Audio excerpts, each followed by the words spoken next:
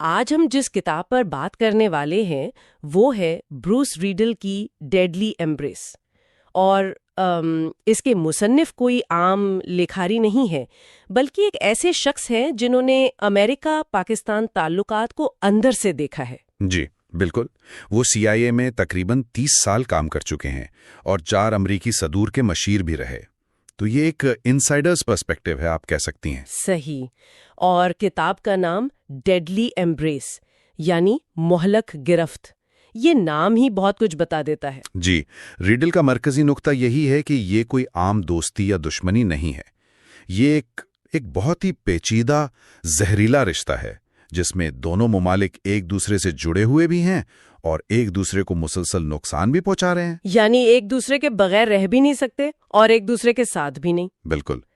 کتاب کا آغاز ہی ایک بہت چونکا دینے والی بات سے ہوتا ہے۔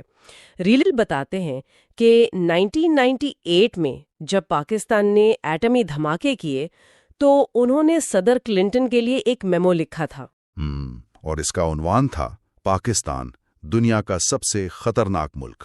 یہ ایک بہت بڑا دعویٰ ہے، خاص طور پر ایک سینئر انٹیلیجنس اہلکار کی طرف سے۔ بالکل، اور وہ اس کی وجوہات بھی بتاتے ہیں، مطلب ایک غیر مستحکم ملک جس کے پاس ایٹمی ہتھیار ہیں، جس کی معیشت کمزور ہے اور جو عالمی جہاد کا ایک طرح سے مرکز بنتا جا رہا ہے۔ لیکن اس میں ایک اور گہرا تضاد بھی ہے جسے کتاب سامنے لاتی ہے۔ جی، وہ یہ کہ پاکستان بے وقت دہشت گردی کا سرپرست یعنی پیٹرن بھی ہے اور اس کا سب سے بڑا شکار وکٹم بھی۔ یہ بہت عجیب بات ہے۔ جی، یعنی جن گروہوں کو ریاست کے کچھ حصوں نے کبھی اپنے اسٹریٹجک اثاثوں کے طور پر استعمال کیا، آج وہی اس کی اپنی سلامتی کے لیے سب سے بڑا خطرہ بن چکے ہیں۔ اور ریڈل یہ بھی کہتے ہیں کہ اس صورتحال کو بنانے میں امریکی پالیسیوں کا بھی بالکل بہت بڑا ہاتھ ہے، جو اکثر غیر مستقل یا ان کے الفاظ میں فکل رہی ہے۔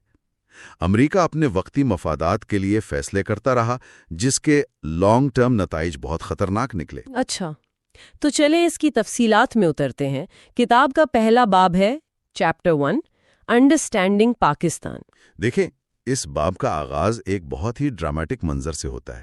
سال 2009 ہے، براک اوباما کو صدر بنے ابھی کچھ ہی دن ہوئے ہیں اور وہ اپنے صدارتی طیارے ایئر فورس 1 میں سفر کر رہے ہیں، اور بروس ریڈل انہیں بریفنگ دے رہے ہیں۔ جی، افغانستان اور پاکستان پر پہلی تفصیلی بریفنگ۔ اور وہ بریفنگ کیا تھی؟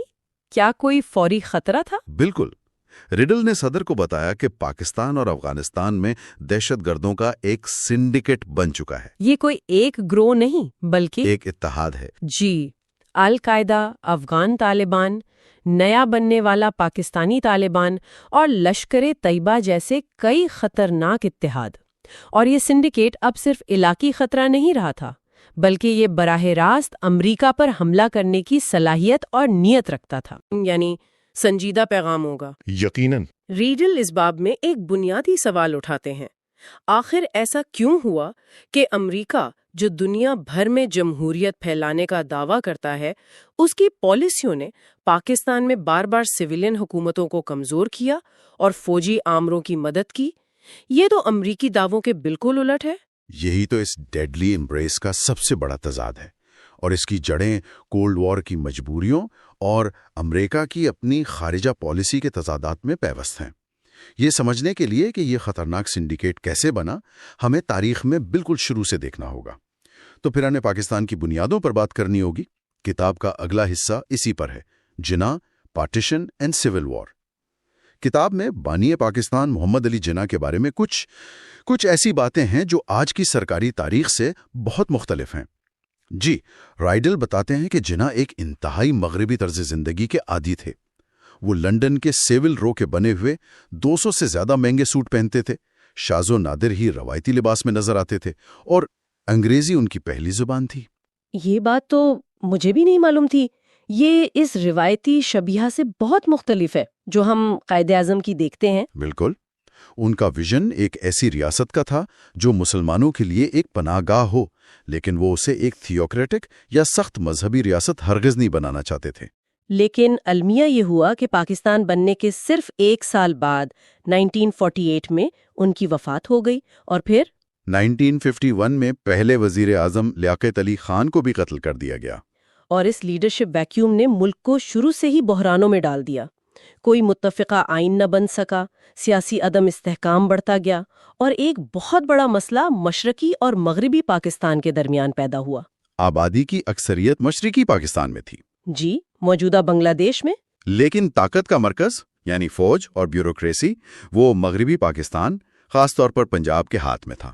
اور اس تقسیم کی پہلی علامت زبان کا جھگڑا بنا، جب جناح نے ڈھاکہ جا کر اعلان کیا کہ پاکستان کی قومی زبان صرف اردو ہوگی۔ یہ بنگالیوں کے لیے ایک بہت بڑا دھچکا تھا۔ یقیناً یہیں سے علیحدگی کے بیج بوئے گئے۔ اسی سیاسی افراتفری کا فائدہ اٹھاتے ہوئے 1958 میں فوج نے پہلی بار براہ راست اقتدار پر قبضہ کر لیا۔ جنرل ایوب خان نے مارشل لاء لگا دیا۔ جی، اور یہیں سے پاکستان میں فوجی حکومتوں کی روایت شروع ہوئی۔ کتاب کے مطابق اسی دور میں فوج کی خفیہ ادارے ISI کو بھی بے پناہ اختیارات دیے گئے، خاص طور پر سیاسی مخالفین کو دبانے کے لیے۔ اور پھر ایوب خان نے ایک بہت بڑی اسٹریٹجک غلطی کی۔ 1965 میں انہوں نے کشمیر پر قبضے کے لیے ایک خفیہ منصوبہ بنایا، آپریشن جبرالٹا۔ خیال یہ تھا کہ پاکستانی فوجی سادہ کپڑوں میں کشمیر میں داخل ہو کر وہاں بغاوت شروع کروا دیں گے۔ لیکن یہ منصوبہ تو بری طرح ناکام ہوا۔ جی بالکل ناکام ہوا۔ کشمیریوں نے کوئی بغاوت نہیں کی، الٹا بھارتی فوج کو خبر ہو گئی اور اس کے نتیجے میں ایک مکمل جنگ چھڑ گئی۔ اس جنگ کا سب سے گہرا اثر مشرقی پاکستان پر پڑا۔ انہیں یہ احساس ہوا کہ مغربی پاکستان کی قیادت کشمیر کے لیے ان کی سلامتی کو بھی داؤ پر لگانے کو تیار ہے۔ صحیح، انہیں لگا کہ جنگ کے دوران انہیں بالکل غیر محفوظ چھوڑ دیا گیا تھا۔ اسی احساس محرومی نے شیخ مجیب الرحمان کی علیحدگی پسند تحریک کو بے پناہ مقبولیت دی۔ حالات اتنے خراب ہوئے کہ 1969 میں ایوب خان کو اقتدار چھوڑنا پڑا اور انہوں نے ایک اور جنرل یحییٰ خان کو ملک کا سربراہ بنا دیا۔ یحییٰ خان نے حالات کو پرسکون کرنے کے لیے 1970 میں ملکی تاریخ کے پہلے آزادانہ اور منصفانہ انتخابات کروائے۔ لیکن ان انتخابات کے نتائج نے تو سب کچھ الٹ دیا۔ وہ مغربی پاکستان کے اسٹیبلشمنٹ کے لیے ایک خوفناک خواب ثابت ہوئے۔ مشرقی پاکستان کی بنگالی جماعت عوامی لیگ نے قومی اسمبلی میں واضح اکثریت حاصل کر لی، مطلب اب حکومت بنگالیوں کے ہاتھ میں ہوگی اور وزیر اعظم شیخ مجیب الرحمان بنیں گے۔ یہ تو ان کے لیے ناقابل قبول تھا۔ بالکل۔ تو انہوں نے نتائج تسلیم کرنے سے انکار کر دیا۔ جی، یحییٰ خان نے اسمبلی کا اجلاس ہی ملتوی کر دیا، جس کے بعد مشرقی پاکستان میں خانہ جنگی شروع ہو گئی، اور اس کے جواب میں یحییٰ خان نے وہاں آپریشن سرچ لائٹ کے نام سے ایک انتہائی صفاقانہ فوجی کریک ڈاؤن کا حکم دیا۔ اس میں تو لاکھوں لوگ مارے گئے تھے۔ جی، بنگالی دانشوروں، طلباء اور سیاسی کارکنوں کو چن چن کر قتل کیا گیا۔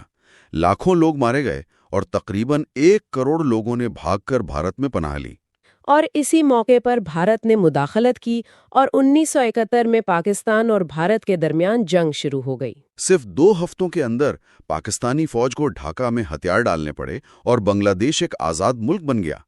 یہ پاکستان کی تاریخ کی سب سے بڑی فوجی اور نفسیاتی شکست تھی۔ لیکن سوال یہ ہے کہ اس پورے بحران کے دوران امریکہ کہاں تھا؟ یہ ایک بہت اہم سوال ہے اور کتاب کا اگلا حصہ اسی پر ہے۔ Washington and Pakistan's early years. شروع میں دیکھیں، امریکہ کو پاکستان میں کوئی خاص دلچسپی نہیں تھی، لیکن جیسے ہی کولڈ وار شروع ہوئی، سب کچھ بدل گیا۔ امریکہ کو سوویت یونین کے پھیلاؤ کو روکنے کے لیے اتحادیوں کی ضرورت تھی، اور پاکستان ایک بہترین جغرافیائی پوزیشن پر تھا۔ لیکن یہ اتحاد، جیسا کہ ریڈل لکھتے ہیں، ایک الائنس آف کنوینئنس تھا، یعنی مطلب کا اتحاد۔ بالکل، دونوں کے مقاصد بالکل مختلف تھے۔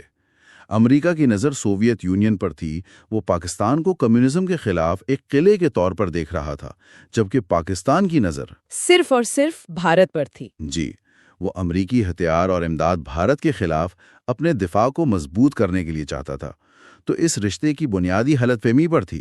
اور اسی لیے دھوکہ یا بیٹریل کا احساس اس رشتے میں بار بار ابھرتا ہے۔ ہر بار۔ اس اتحاد کی سب سے ٹھوس مثال پشاور کے قریب قائم کیا گیا وہ خفیہ امریکی ایئر بیس تھا۔ جی، بڈ بیر ایئر بیس۔ یہاں سے امریکہ اپنے مشہور U-2 جاسوس طیارے سوویت یونین کی فضائی حدود میں جاسوسی کے لیے بھیجتا تھا، اور جب 1960 میں ایک U-2 طیارے کو سوویت یونین نے مار گرایا تو پاکستان براہ راست 2 سپر پاورز کے تنازع میں پھنس گیا۔ صحیح، اور یہ تعلق اتنا گہرا تھا کہ جب 1958 میں ایوب خان نے مارشل لا لگایا تو امریکہ نے جمہوریت کی بجائے فوجی آمر کی حمایت کی، کیونکہ انہیں ایک مضبوط اور قابل اعتماد اتحادی چاہیے تھا، چاہے وہ آمر ہی کیوں نہ ہو۔ لیکن پھر 1965 کی جنگ میں اس رشتے میں پہلی بڑی دراڑ پڑی جب امریکہ نے دونوں ملکوں پر پابندیاں لگا دیں۔ جی، پاکستان کے لیے یہ ایک بہت بڑا دھوکہ تھا۔ انہیں لگا کہ ایک قریبی اتحادی ہونے کے باوجود امریکہ نے انہیں بھارت کے خلاف جنگ میں تنہا چھوڑ دیا۔ اسی واقعے کے بعد پاکستان نے چین کے ساتھ اپنے تعلقات کو گہرا کرنا شروع کیا۔ پھر امریکہ میں رچرڈ نکسن صدر بنے، جو پاکستان کے پرانے دوست سمجھے جاتے تھے۔ نکسن کمیونسٹ چین کے ساتھ تعلقات قائم کرنا چاہتے تھے، لیکن انہیں ایک خفیہ چینل کی ضرورت تھی، اور وہ خفیہ چینل پاکستان نے فراہم کیا۔ 1971 میں نکسن کے قومی سلامتی کے مشیر ہنری کسنجر ایک خفیہ دورے پر اسلام آباد آئے۔ دنیا کو یہی بتایا گیا کہ وہ بیمار ہیں، جبکہ اصل میں وہ رات کے اندھیرے میں ایک پاکستانی طیارے میں بیٹھ کر بیجنگ کے تاریخی دورے پر روانہ ہو گئے۔ یہ امریکہ کی خارجہ پالیسی میں ایک بہت بڑی تبدیلی تھی اور اس کا سہرا پاکستان کو جاتا تھا، اور نکسن نے اس احسان کا بدلہ 1971 کی جنگ کے دوران چکانے کی کوشش کی۔ جی، جب یحییٰ خان کی فوج مشرقی پاکستان میں وہ مظالم ڈھا رہی تھی تو نکسن انتظامیہ نے نہ صرف ان پر خاموشی اختیار کی بلکہ پاکستان کی کھل کر فوجی اور سفارتی حمایت کی، یہاں تک کہ اپنے جنگی بحری جہاز بھی خلیج بنگال بھیج دیے۔ جی، بھارت کو ڈرانے کے لیے ایک پورا کیریئر بیٹل گروپ بھیجا، لیکن اس سے کچھ حاصل نہیں ہوا۔ پاکستان جنگ ہار گیا، اور ایک بار پھر پاکستانیوں نے محسوس کیا کہ امریکہ نے انہیں دھوکہ دیا ہے۔ اس بار شکایت یہ تھی کہ امریکہ نے ان کی کافی مدد نہیں کی۔ بالکل، اس شکست نے پاکستانی فوج اور عوام میں گہری مایوسی، بے اعتمادی اور امریکہ مخالف جذبات پیدا کیے۔ رائڈل اس باب کو ایک بہت ہی طاقتور منظر پر ختم کرتے ہیں۔ وہ بتاتے ہیں کہ جب دسمبر 1971 میں پاکستانی فوج ڈھاکہ میں ہتھیار ڈال رہی تھی تو بیلجیم کی ایک یونیورسٹی میں ایک نوجوان پاکستانی طالب علم عبدالقدیر خان یہ سب کچھ ٹی وی پر دیکھ رہا تھا۔ کیوں خان؟ جی، کتاب کے مطابق اپنی فوج کی یہ تذلیل دیکھ کر اس پر گہرا اثر ہوا۔ یہ سوچنا بھی کتنا عجیب ہے کہ پاکستان کے ایٹمی پروگرام کا مستقبل شاید اسی ایک لمحے میں طے ہو گیا تھا جب ایک نوجوان طالب علم نے اپنی فوج کو دشمن کے سامنے ہتھیار ڈالتے ہوئے دیکھا۔ ضیاء کا جہاد۔ تو چلیں آج کی گفتگو شروع کرتے ہیں ایک ایسی جگہ سے جو عام طور پر کہانیوں میں نہیں آتی۔ سال ہے 1983 اور جگہ ہے ورجینیا میں CIA ہیڈ کوارٹرز کی 7ویں منزل۔ بالکل، وہاں ڈائریکٹر کا کانفرنس روم ہے اور امریکہ کے تمام بڑے انٹیلیجنس چیفز یعنی اسپائی ماسٹرز ایک بہت اہم میٹنگ کے لیے جمع ہیں۔ جی، ایجنڈے پر تھا افغانستان۔ اس میٹنگ کو ہیڈ کر رہے تھے CIA کے ڈائریکٹر ولیم کیسی، جو صدر ریگن کے بہت آپ کہہ لیں قریب تھے۔ کیسی ابھی اسلام آباد سے ہو کر آئے تھے اور انہوں نے وہاں کی ایک ملاقات کا ذکر کیا۔ انہوں نے بتایا کہ پاکستان کے نئے حکمران جنرل محمد ضیاء الحق نے انہیں ایک نقشہ دکھایا تھا۔ اچھا، کوئی خاص نقشہ تھا؟ جی، وہ کوئی عام نقشہ نہیں تھا۔ اس نقشے پر ضیاء نے افغانستان کے اوپر ایک سرخ تکون، ایک ریڈ ٹرائنگل بنایا ہوا تھا۔ ایک سرخ تکون؟ جی، اور اس تکون کا ایک کونا سیدھا جنوب میں بحریہ ہند کی طرف اشارہ کر رہا تھا، جو پاک افغان بارڈر سے صرف 300 میل دور تھا۔ تو ضیاء کا پیغام بالکل صاف تھا۔ بالکل صاف۔ وہ امریکیوں کو بتا رہے تھے کہ سوویت یونین کا اصل منصوبہ افغانستان پر قبضہ کرنا نہیں ہے، بلکہ اس کے ذریعے گرم پانیوں تک، یعنی ایک وارم واٹر پورٹ تک پہنچنا ہے۔ اور یہ تو سر جنگ کا سب سے بڑا خوف تھا، ہے نا، کہ روس کو مشرق وسطیٰ کے تیل کے راستوں تک رسائی مل جائے۔ یقیناً۔ تو ضیاء ایک طرح سے امریکہ کو ان کے سب سے بڑے ڈر سے خبردار کر رہے تھے۔ لیکن ان کی اپنی حکمت عملی کیا تھی؟ کیا وہ سوویت یونین سے کوئی سیدھی جنگ چاہتے تھے؟ نہیں، بالکل نہیں۔ ضیاء کی پالیسی بہت نپیتلی اور خطرناک تھی۔ وہ ماسکو کو روکنا تو چاہتے تھے، لیکن انہیں اتنا بھڑکانا بھی نہیں چاہتے تھے کہ جنگ پاکستان تک پھیل جائے۔ اچھا۔ ان کا ایک مشہور فکرہ تھا کہ the pot must not boil too fast، یعنی دیگچی کو گرم تو رکھنا ہے مگر ابالنا نہیں ہے۔ آگ سے کھیلنا ہے مگر اسے قابو میں بھی رکھنا ہے۔ بالکل، جیسا کہ بعد میں کسی کے ایک ڈیپٹی نے کہا بھی کہ ضیاء کے بغیر نہ افغان جنگ ہوتی اور نہ ہی افغان فتح۔ وہ اس پورے کھیل کے آپ کہہ لیں ماسٹر مائنڈ تھے۔ یہ تو بڑی خطرناک حکمت عملی لگتی ہے۔ تو کیا اس میٹنگ میں امریکیوں کو اس پالیسی کے تمام پہلوؤں کا اندازہ تھا یا کوئی ایسی چیز تھی جسے وہ نظر انداز کر رہے تھے؟ یہی تو سب سے اہم نکتہ ہے۔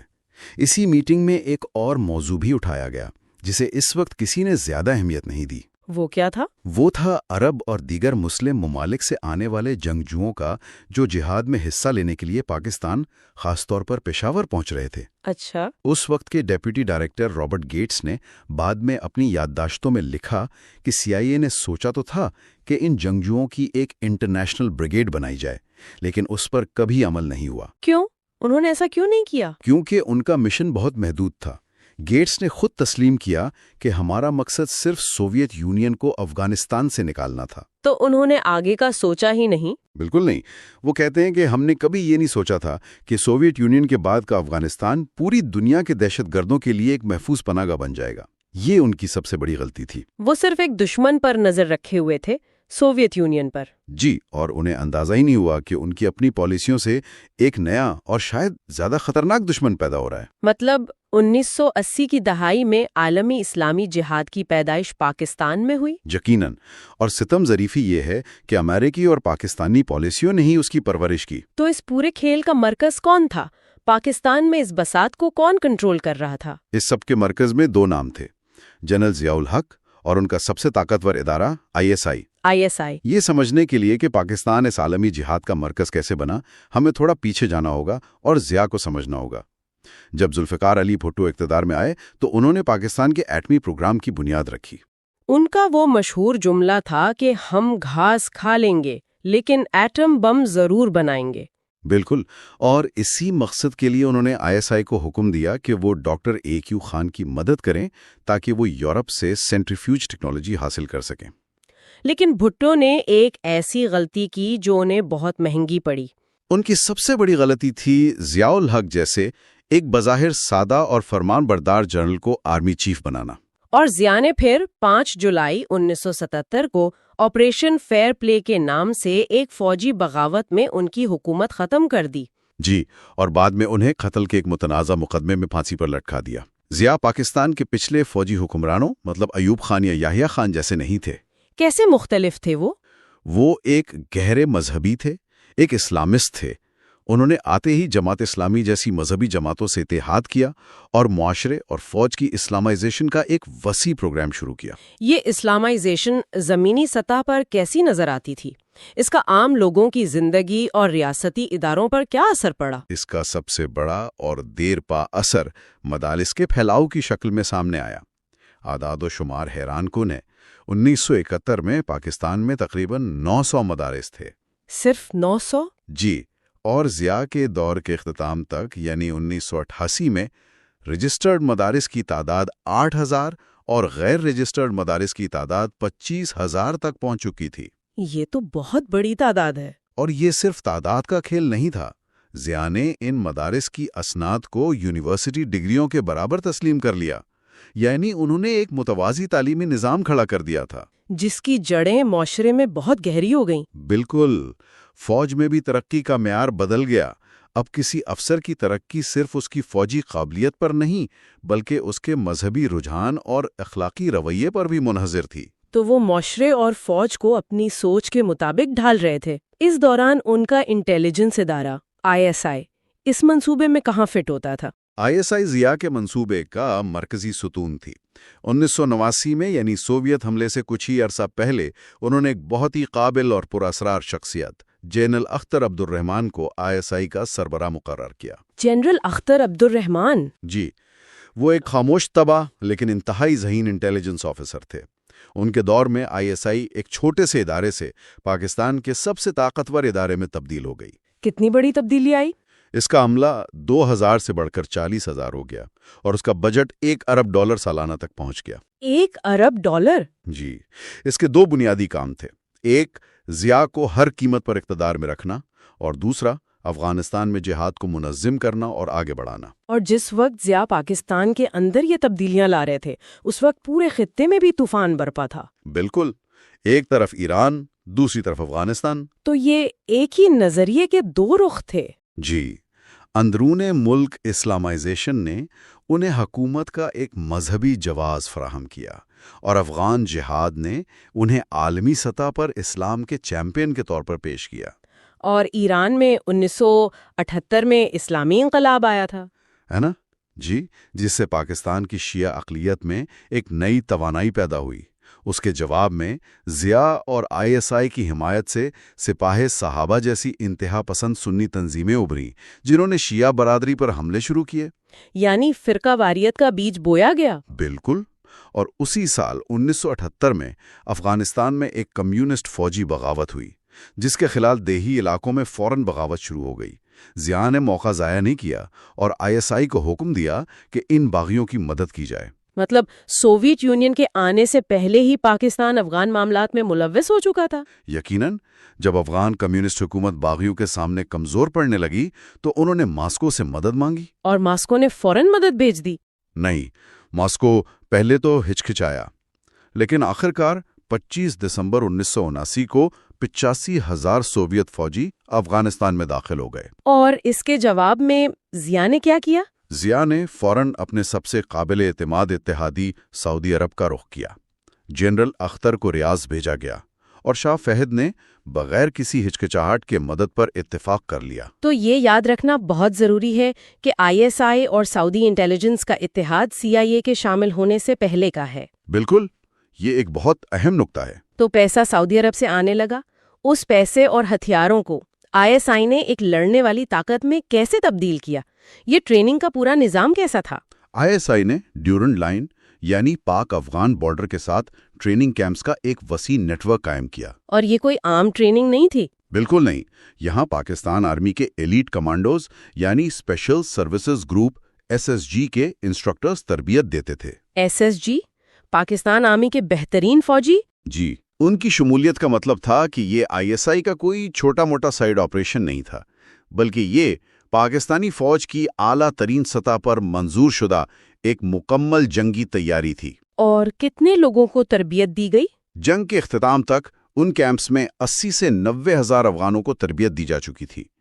ان میں ایک نوجوان محمد عمر بھی تھا، جو بعد میں طالبان کا بانی بنا۔ لیکن اس بڑے پیمانے کی جنگی مہم کی پاکستان کو خود بھی تو کوئی قیمت چکانی پڑی ہوگی۔ بہت بھاری قیمت۔ تقریباً 40 لاکھ افغان مہاجرین پاکستان آئے، جس نے ملک کے غریب ترین صوبوں خیبر پختونخوا اور بلوچستان پر بے پناہ دباؤ ڈالا۔ اور ان مہاجرین کے ساتھ صرف غربت نہیں آئی ہوگی؟ نہیں، ان کے ساتھ کلیشنک آف کلچر، منشیات کا کاروبار اور لا قانونیت کا ایک طوفان بھی آیا۔ اور سوویت یونین نے بھی تو جوابی کارروائی کی ہوگی۔ بالکل، سوویت KGB اور افغان خفیہ ایجنسی خاد نے پاکستان کے شہروں میں بم دھماکوں اور مجاہدین رہنماؤں کے قتل کی ایک مہم شروع کر دی، جس میں ہزاروں پاکستانی مارے گئے۔ تو پاکستان ایک بہت بڑی سماجی اور معاشی قیمت چکا رہا تھا، لیکن اس کے بدلے میں انہیں ایک بہت بڑا اتحادی بھی تو مل رہا تھا، یعنی امریکہ۔ جی، سوویت حملے نے واشنگٹن کو فوراً حرکت میں لا دیا۔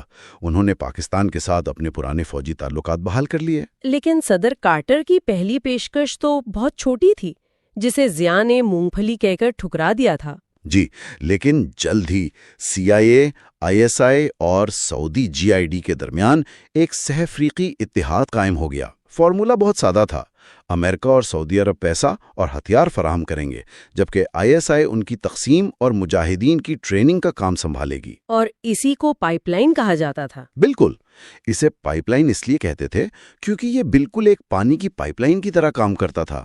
مطلب ایک طرف سے پیسہ اور ہتھیار ڈالے جاتے تھے اور ISI یقینی بناتی تھی کہ وہ دوسری طرف مجاہدین تک پہنچیں۔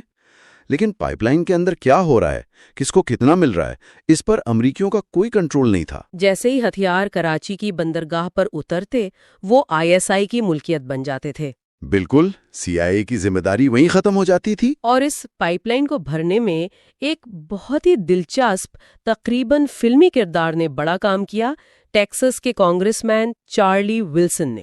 چارلی ولسن تو ایک الگ ہی کہانی ہے۔ وہ ضیاء کے بہت بڑے مداح تھے اور انہوں نے کانگریس میں اپنی لابنگ کے ذریعے CIA کو اس کی مانگ سے کہیں زیادہ فنڈز دلوائے۔ اور وہی وہ شخص تھے جنہوں نے اسٹنگر میسائل فراہم کرنے پر زور دیا۔ جی، اور یہ اسٹنگر میسائل ایک حقیقی گیم چینجر ثابت ہوئے۔ اس سے پہلے سوویٹ ہیلی کاپٹر گن شپس مجاہدین کے لیے موت کا فرشتہ تھے۔ وہ بے بس تھے۔ اسٹنگرز نے انہیں آسمان پر راج کرنے والے اس عفریت کو مار گرانے کی طاقت دے دی۔ بالکل، جس سے سوویت فوج کا مورال اور جنگی حکمت عملی دونوں تباہ ہو گئے۔ تو امریکیوں کی دلچسپی صرف سوویت یونین کو شکست دینے تک محدود تھی، اور وہ ان عرب جنگجوؤں پر دھیان نہیں دے رہے تھے جو پاکستان آ رہے تھے۔ لیکن کوئی تو تھا جو ان جنگجوؤں کو منظم کر رہا تھا۔ یہاں کہانی میں ایک اور مرکزی کردار داخل ہوتا ہے، عبداللہ عزام۔ عبداللہ عزام ایک فلسطینی عالم جنہیں اسرائیل کی موساد کے ایک سابق سربراہ نے جدید عالمی اسلامی جہاد کا باپ قرار دیا ہے۔ اچھا۔ عزام 1941 میں فلسطین میں پیدا ہوئے، دمشق اور قاہرہ سے تعلیم حاصل کی، اور مسلم بردرہڈ کی فکر سے بہت متاثر تھے۔ وہ سعودی عرب کی ایک یونیورسٹی میں پڑھاتے تھے، جہاں ان کی ملاقات ایک نوجوان، شرمیلے اور امیر سعودی طالب علم اسامہ بن لادن سے ہوئی۔ اور پھر وہ پاکستان آ گئے؟ جی، وہ پاکستان کی انٹرنیشنل اسلامک یونیورسٹی اسلام آباد میں پڑھانے آ گئے، اور یہاں آ کر وہ افغان جہاد کے سحر میں مبتلا ہو گئے۔ ان کا بنیادی نظریہ کیا تھا؟ ان کی بات میں ایسا کیا تھا کہ ہزاروں نوجوان ان کی پکار پر کھنچے چلے آئے؟ 1984 میں انہوں نے ایک چھوٹی سی کتاب لکھی، مسلم علاقوں کا دفاع، جس نے جہادی فکر میں انقلاب برپا کر دیا۔ اس میں انہوں نے کیا دلیل دی؟ انہوں نے کہا کہ جب کسی بھی مسلم سرزمین پر حملہ ہو تو وہاں جہاد کرنا ہر مسلمان پر انفرادی طور پر فرض ہو جاتا ہے، بالکل نماز اور روزے کی طرح۔ اس کے لیے کسی حکمران یا عالم کی اجازت کی ضرورت؟ بالکل۔ عزام کا نظریہ قوم پرستی کا شدید مخالف تھا اور ایک عالمی پین اسلامک جدوجہد پر مبنی تھا۔ وہ امت کے لیے ایک قاعدہ صلبہ یعنی ایک ٹھوس بنیاد قائم کرنا چاہتے تھے۔ قاعدہ صلبہ، یہ نام تو بہت شناسا لگتا ہے۔ تو انہوں نے اس نظریے کو عملی جامہ کیسے پہنایا؟ اسی مقصد کے لیے انہوں نے پشاور میں اسامہ بن لادن کی فنڈنگ سے مکتب الخدمات یعنی سروس بیورو قائم کیا۔ یہ بیورو کیا کرتا تھا؟ یہ بیورو دنیا بھر سے آنے والے جہادیوں کے لیے ایک ون سٹاپ شاپ تھا۔ یہ انہیں رہائش، خوراک، ٹریننگ کیمپس تک رسائی اور ہر طرح کی مدد فراہم کرتا تھا۔ اور یہی مکتب الخدمات آگے چل کر القاعدہ کی بنیاد بنا؟ بالکل، یہ اس کی پیدائش کا لمحہ تھا۔ عزام کا اثر صرف افغانستان تک محدود نہیں تھا۔ انہوں نے کشمیر میں جہاد کے لیے مرکز الدعوت والارشاد کی بنیاد رکھنے میں مدد کی، جس کا عسکری ونگ آج لشکر طیبہ کہلاتا ہے۔ اور فلسطین میں حماس کی تشکیل میں بھی ان کا کردار تھا؟ جی، انہوں نے حماس کی تشکیل میں بھی نظریاتی مدد فراہم کی اور اس کا ابتدائی آئین لکھنے میں بھی کردار ادا کیا۔ یہ سوچنا بھی ناقابل یقین ہے کہ کس قسم کے لوگ اس نیٹ ورک سے گزرے ہوں گے۔ ہزاروں نوجوان، مراکز سے لے کر انڈونیشیا تک، ان کی پکار قافلے میں شامل ہوں پر لبیک کہتے ہوئے پاکستان پہنچے۔ ان میں 9/11 کا ماسٹر مائنڈ خالد شیخ محمد، عراق میں القاعدہ کا سربراہ بننے والا ابو موصب الزرقاوی اور بالی بم دھماکوں کا ذمہ دار حنبلی بھی شامل تھے۔ ایک اندازے کے مطابق 43 ممالک کے 35,000 سے زائد مسلمانوں نے ان کیمپوں میں تربیت حاصل کی۔ جی، جو مستقبل میں دنیا بھر میں ہونے والے تنازعات کا ایندھن بنے۔ لیکن اس کہانی کے دو مرکزی معماروں ضیاء اور عزام دونوں کا انجام بہت پراسرار اور اچانک ہوا۔ بالکل، نومبر 1989 میں پشاور کی ایک مصروف سڑک پر ایک طاقتور کار بم دھماکے میں عبداللہ عزام اپنے 2 بیٹوں سمیت ہلاک ہو گئے۔ ان کے قاتل آج تک نہیں پکڑے گئے۔ اس پہ مختلف تھیوریز ہیں نا؟ جی، کچھ لوگ اس کا الزام ایمن الزوائری پر لگاتے ہیں جو عزام کے عالمی جہاد کے نظریے سے اختلاف رکھتے تھے۔ بہت سے جہادی اس کا الزام CIA اور موساد پر لگاتے ہیں۔ ایک تھیوری یہ بھی ہے کہ اردن کی انٹیلیجنس نے انہیں قتل کروایا۔ سچ شاید کبھی سامنے نہ آئے۔ اور عزام کی موت سے صرف 1 سال پہلے اگست 1988 میں ان کے سب سے بڑے سرپرست جنرل ضیاء الحق بھی اسی طرح کے ایک پراسرار واقعے میں مارے گئے۔ جی، ضیاء الحق، جنرل اختر عبد الرحمن اور امریکی سفیر آرنلڈ رافل سمیت پاکستان کی اعلیٰ فوجی قیادت ایک C-130 طیارے میں بہاولپور کے قریب ایک حادثے میں ہلاک ہو گئی۔ اور اس حادثے کی بھی آج تک کوئی قابل اعتبار تحقیقات نہیں ہو سکی۔ نہیں، اور یہ پاکستان کی تاریخ کا سب سے بڑا معمہ ہے۔ ایک سال کے اندر جہاد کے دو سب سے بڑے مہمار ضیاء اور عزام دونوں پراسرار حالات میں مارے گئے۔ محض اتفاق یا بساط پر مہروں کو ہٹایا جا رہا تھا؟ اس کا جواب شاید کبھی نہ ملے۔ عمر کا جہاد پر بات کریں گے۔ جی، یہ 1990s کی دہائی کا کہانی ہے، ایک ایسی دہائی جس نے پاکستان، امریکہ اور جہادی تحریکوں کے تعلقات کو آپ کہہ لیں کہ ہمیشہ کے لیے بدل دیا۔ بالکل، یہ ان دھاگوں کو جوڑنے کی کہانی ہے جو آخرکار 9/11 کی شکل میں دنیا کے سامنے آئے۔ اور اس کہانی کے مرکزی کردار صرف پالیسیاں یا ممالک نہیں ہیں، بلکہ یعنی بے نظیر بھٹو، نواز شریف، ملا عمر، اسامہ بن لادن جیسے لوگ ہیں، جن کے فیصلوں نے اور شاید غلطیوں نے تاریخ کا رخ ہی موڑ دیا۔ بالکل، یہ باب اسی پیچیدہ جال کو سمجھنے کی ایک کوشش ہے۔ تو آئیے شروع کرتے ہیں۔ باب کا آغاز ہوتا ہے واشنگٹن کی ایک بہت ہی ڈرامائی ملاقات سے۔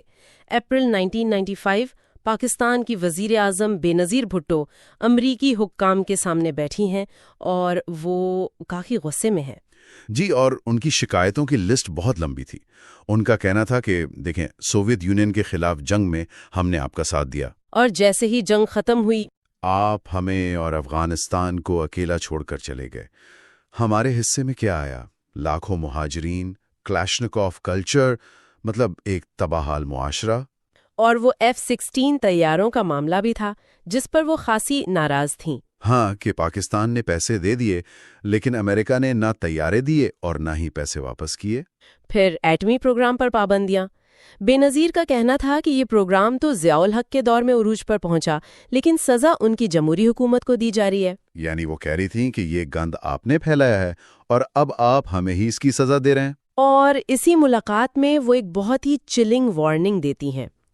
وہ مصنف کو ملک میں موجود تاریک قوتوں یعنی ISI و شدت پسند، ہاں، ان کے بارے میں خبردار کرتی ہیں اور کہتی ہیں کہ یہ لوگ میری حکومت گرانے اور مجھے قتل کرنے کی سازش کر رہے ہیں، جو بعد میں سچ بھی ثابت ہوا۔ لیکن یہیں پر مصنف ایک ناقابل یقین تضاد، ایک پیراڈاکس کی نشاندہی کرتے ہیں۔ اچھا، اسے بچنے کے لیے مدد مانگ رہی تھیں، ٹھیک اسی وقت ان کی اپنی حکومت افغانستان میں جہادیوں کی اگلی نسل یعنی طالبان، ہاں، طالبان کو کھڑا کر رہی تھی۔ یہ اس پوری کہانی کا سب سے بڑا تضاد ہے۔ کیا یہ اس بات کی علامت تھی کہ پاکستان کی سویلین حکومت اتنی کمزور تھی کہ وہ اپنی ہی ایجنسیوں کے منصوبوں کو نہیں روک سکتی تھی؟ یا یہ ایک سوچی سمجھی ڈبل گیم تھی؟ کتاب کا نچوڑ یہی ہے کہ شاید یہ دونوں چیزیں ایک ساتھ ہو رہی تھی۔ تو 1990s کی دہائی میں پاکستان کے اندر ایک عجیب کھیل چل رہا تھا۔ اسلام آباد میں بے نظیر اور نواز شریف میوزیکل چیئر کھیل رہے تھے، کبھی ایک حکومت میں تو کبھی دوسرا۔ لیکن اصل طاقت اور پالیسی وہ راولپنڈی میں بن رہی تھی، جہاں افغانستان اور کشمیر کے دو جہاد پورے زور و شور سے چلائے جا رہے تھے۔ اور یہ دو جہاد بے نظیر کو جنرل ضیاء سے ورثے میں ملے تھے، لیکن ان کے اور فوج کے بیچ میں وہ جو اعتماد کا رشتہ ہے وہ کبھی قائم ہی نہیں ہو سکا۔ اس کی وجہ بھی تھی ISI افغانستان میں اپنے منصوبے چلا رہی تھی جو اکثر ناکام بھی ہوتے تھے۔ اس کی سب سے بڑی مثال ہے جلال آباد کا محاصرہ۔ اس وقت کے ISI چیف جنرل حمید گل۔ اچھا، یہ حمید گل تھے؟ جی، انہوں نے ایک روایتی جنگ کے انداز میں مجاہدین کو جلال آباد پر حملہ کرنے کا حکم دیا۔ یہ ایک خوفناک ناکامی تھی، ہزاروں لوگ مارے گئے۔ اور اسی ناکامی کے بعد بے نظیر نے حمید گل کو ان کے عہدے سے ہٹا دیا۔ جی، اور یہی حمید گل بعد میں طالبان اور اسامہ بن لادن کے سب سے بڑے حامیوں میں سے ایک بنے۔ اور دوسری طرف کشمیر کا محاذ گرم ہو رہا تھا۔ بالکل، بھارت کے خلاف مقامی غصہ بڑھ رہا تھا، لیکن ISI نے اس تحریک کو ایک طرح سے ہائی جیک کرنے کا فیصلہ کیا۔ کیسے؟ انہوں نے آزادی کا نعرہ لگانے والی JKLF کو کمزور کیا اور اس کی جگہ حزب المجاہدین اور لشکر طیبہ جیسے پاکستان نواز گروپوں کو سپورٹ کرنا شروع کر دیا۔ اور الیاس کشمیری جیسے کرداروں سے یہ واضح ہوتا ہے کہ ISI کے لیے جہاد صرف ایک پالیسی نہیں تھا، بلکہ ایک پرفارمنس بھی تھی۔ بہادری کے ایسے وحشیانہ مظاہرے ایجنسی کے اندر ہیرو کا درجہ دیتے تھے؟ کتاب میں ایک واقعہ درج ہے کہ 2000 میں جب وہ ایک بھارتی فوجی کا سر کاٹ کر ISI ہیڈ کوارٹر لایا تو اس وقت کے سربراہ پرویز مشرف نے انہوں نے ذاتی طور پر اسے انعام دیا۔ یہ ظاہر کرتا ہے کہ یہ نیٹ ورک کتنا ذاتی اور نظریاتی ہو چکا تھا۔ اسی سیاسی افراتفری کے بیچ بے نظیر کی حکومت ختم ہوئی، نواز شریف آئے اور پھر 1990 میں امریکہ نے ایک بہت بڑا قدم اٹھایا، پریسلر ترمیم۔ جی، پریسلر امینڈمنٹ کے تحت پاکستان کی تمام فوجی اور اقتصادی امداد روک دی۔ یہ پریسلر ترمیم کیا تھی؟ اسے آسان لفظوں میں کیسے سمجھا جا سکتا ہے؟ دیکھیں، یہ ایک بہت ہی سادہ قانون تھا، لیکن اس کا اثر بہت گہرا تھا۔ قانون کہتا تھا کہ امریکی صدر کو ہر سال کانگریس کو لکھ کر یہ سرٹیفکیٹ دینا ہوگا کہ ہمیں یقین ہے کہ پاکستان ایٹمی بم نہیں بنا رہا۔ اچھا۔ جس دن صدر یہ سرٹیفکیٹ نہیں دے سکے، اسی دن امداد کا سوئچ خود بخود بند ہو جانا تھا۔ 1990 میں وہی دن آ گیا اور پاکستان کے لیے امریکی امداد کا دروازہ بند ہو گیا۔ اور اسی دوران پاکستان کا ایٹمی پروگرام پوری رفتار سے چل رہا تھا۔ AQ خان کا ایک مشہور قول ہے کہ اگر افغان جنگ نہ ہوتی تو ہم اتنی جلدی بم نہ بنا پاتے۔ بالکل، اس جنگ نے پاکستان کو وہ ضروری کور فراہم کیا جس کی اسے اپنے ایٹمی پروگرام کو دنیا کی نظروں سے بچا کر آگے بڑھانے کے لیے ضرورت تھی۔ پھر 1993 میں بے نظیر دوبارہ وزیر اعظم بنی۔ جی، اور اس وقت تک افغانستان میں مجاہدین کابل پر قبضے کے بعد آپس میں لڑ رہے تھے۔ ملک ایک خوفناک خانہ جنگی کا شکار تھا، اور اسی خلا میں سے طالبان ابھرے اور بے نظیر کی حکومت نے انہیں افغانستان میں استحکام لانے والی ایک قوت کے طور پر دیکھا اور ان کی بھرپور حمایت کی۔ پاکستان طالبان کا سب سے بڑا عالمی حمایتی بن گیا، لیکن یہ رشتہ بھی کوئی بہت محبت بھرا نہیں تھا۔ اچھا؟ طالبان کے سابق سفیر عبدالسلام ضعیف نے بعد میں اپنی کتاب میں لکھا کہ ISI ایک کینسر کی طرح افغانستان میں جڑیں پھیلا چکی تھی۔ یعنی طالبان بھی پاکستانی اثر و رسوخ سے خوش نہیں تھے، لیکن وہ مجبور تھے۔ جی۔ بے نظیر کی دوسری حکومت بھی اپنے بھائی مرتضی بھٹو کے پراسرار قتل کے بعد ختم ہو گئی۔ 1997 میں نواز شریف دوبارہ آئے۔ 1998 میں ایٹمی دھماکے ہوئے اور پھر 1999 میں کارگل کی جنگ، جو پاکستان کے لیے ایک تباہ کن فوجی اور سفارتی شکست ثابت ہوئی۔ حیران کن بات یہ ہے کہ یہ operation army chief Pervez Musharraf نے اتنا خفیہ رکھا تھا کہ فضائیہ، بحریہ اور حتیٰ کہ ISI کے ایک بڑے حصے کو بھی اس کا مکمل علم نہیں تھا۔ اور جب نواز شریف نے اس شکست کے بعد مشرف کو ہٹانے کی کوشش کی تو مشرف نے فوجی بغاوت یعنی کوپ کر کے اقتدار پر قبضہ کر لیا۔ تو جب پاکستان اپنے ہی اندرونی بحرانوں میں الجھا ہوا تھا تو دنیا کا سپر پاور امریکہ اس سب کو کیسے دیکھ رہا تھا؟ یہی سوال ہے، کیا وہ بے خبر تھے یا ان کے ہاتھ کسی قانون نے باندھ رکھے تھے؟ دیکھیے، ان کے ہاتھ پریسلر تنویم نے باندھ رکھے تھے۔ اس قانون نے ایک دہائی تک امریکی صدور کے لیے پاکستان کے ساتھ تعلقات کو معمول پر لانا تقریباً ناممکن بنا دیا۔ سابق امریکی اہلکار باب گیٹس کے مطابق واشنگٹن نے فوجی تبادلے اور تربیتی پروگرام بند کر دیے، جو حکمت عملی کے لحاظ سے بہت نقصان دہ ثابت ہوا۔ اس سے دونوں ملکوں کی افواج کے درمیان وہ ذاتی رابطے ختم ہو گئے جو غلط فہمیاں دور کرنے میں مدد دیتے ہیں۔ کلنٹن انتظامیہ اس صورتحال کو بدلنا چاہتی تھی، لیکن ان کے پاس پاکستان کو دینے کے لیے کچھ خاص نہیں تھا۔ 1995 میں براؤن ترمیم کے ذریعے کچھ اقتصادی امداد بحال ہوئی، لیکن وہ بہت کم تھی۔ اور جب طالبان ابھرے تو شروع میں امریکہ نے بھی انہیں افغانستان میں استحکام کی ایک ممکنہ قوت کے طور پر دیکھا۔ جی، لیکن جب طالبان کے انسانی حقوق، خاص طور پر خواتین کے حقوق پر سخت موقف سامنے آیا تو امریکہ نے فاصلہ اختیار کر لیا۔ 1998 میں امریکی سفیر بل رچرڈسن نے کابل کا دورہ بھی کیا تھا اسامہ بن لادن کے معاملے پر بات کرنے کے لیے، اور طالبان نے صاف انکار کر دیا، کہا کہ وہ ہمارا مہمان ہے۔ اور پھر وہ لمحہ آتا ہے جہاں ISI اور القاعدہ کے درمیان تعلقات کا ایک ناقابل تردید ثبوت سامنے آتا ہے۔ اگست 1998۔ جی، اگست 1998 میں القاعدہ نے افریقہ میں امریکی سفارت خانوں پر بم دھماکے کیے۔ جواب میں امریکہ نے افغانستان میں اسامہ بن لادن کے ایک ٹریننگ کیمپ پر کروز میزائلوں سے حملہ کیا۔ اس حملے کے بعد جو تفصیلات سامنے آئیں وہ چونکا دینے والی تھیں۔ اس حملے میں مارے جانے والوں میں کشمیری جنگجوؤں کے ساتھ ساتھ پاکستانی ISI کے کئی حاضر سروس افسران بھی شامل تھے۔ ایک منٹ، کیا مطلب؟ امریکی میزائل حملے میں القاعدہ کے کیمپ میں پاکستانی ISI کے افسر مارے گئے؟ جی، یہ تو ناقابل یقین بات ہے۔ یہ تو وہ اسموکنگ گن تھا جو سب ڈھونڈ رہے تھے۔ بالکل۔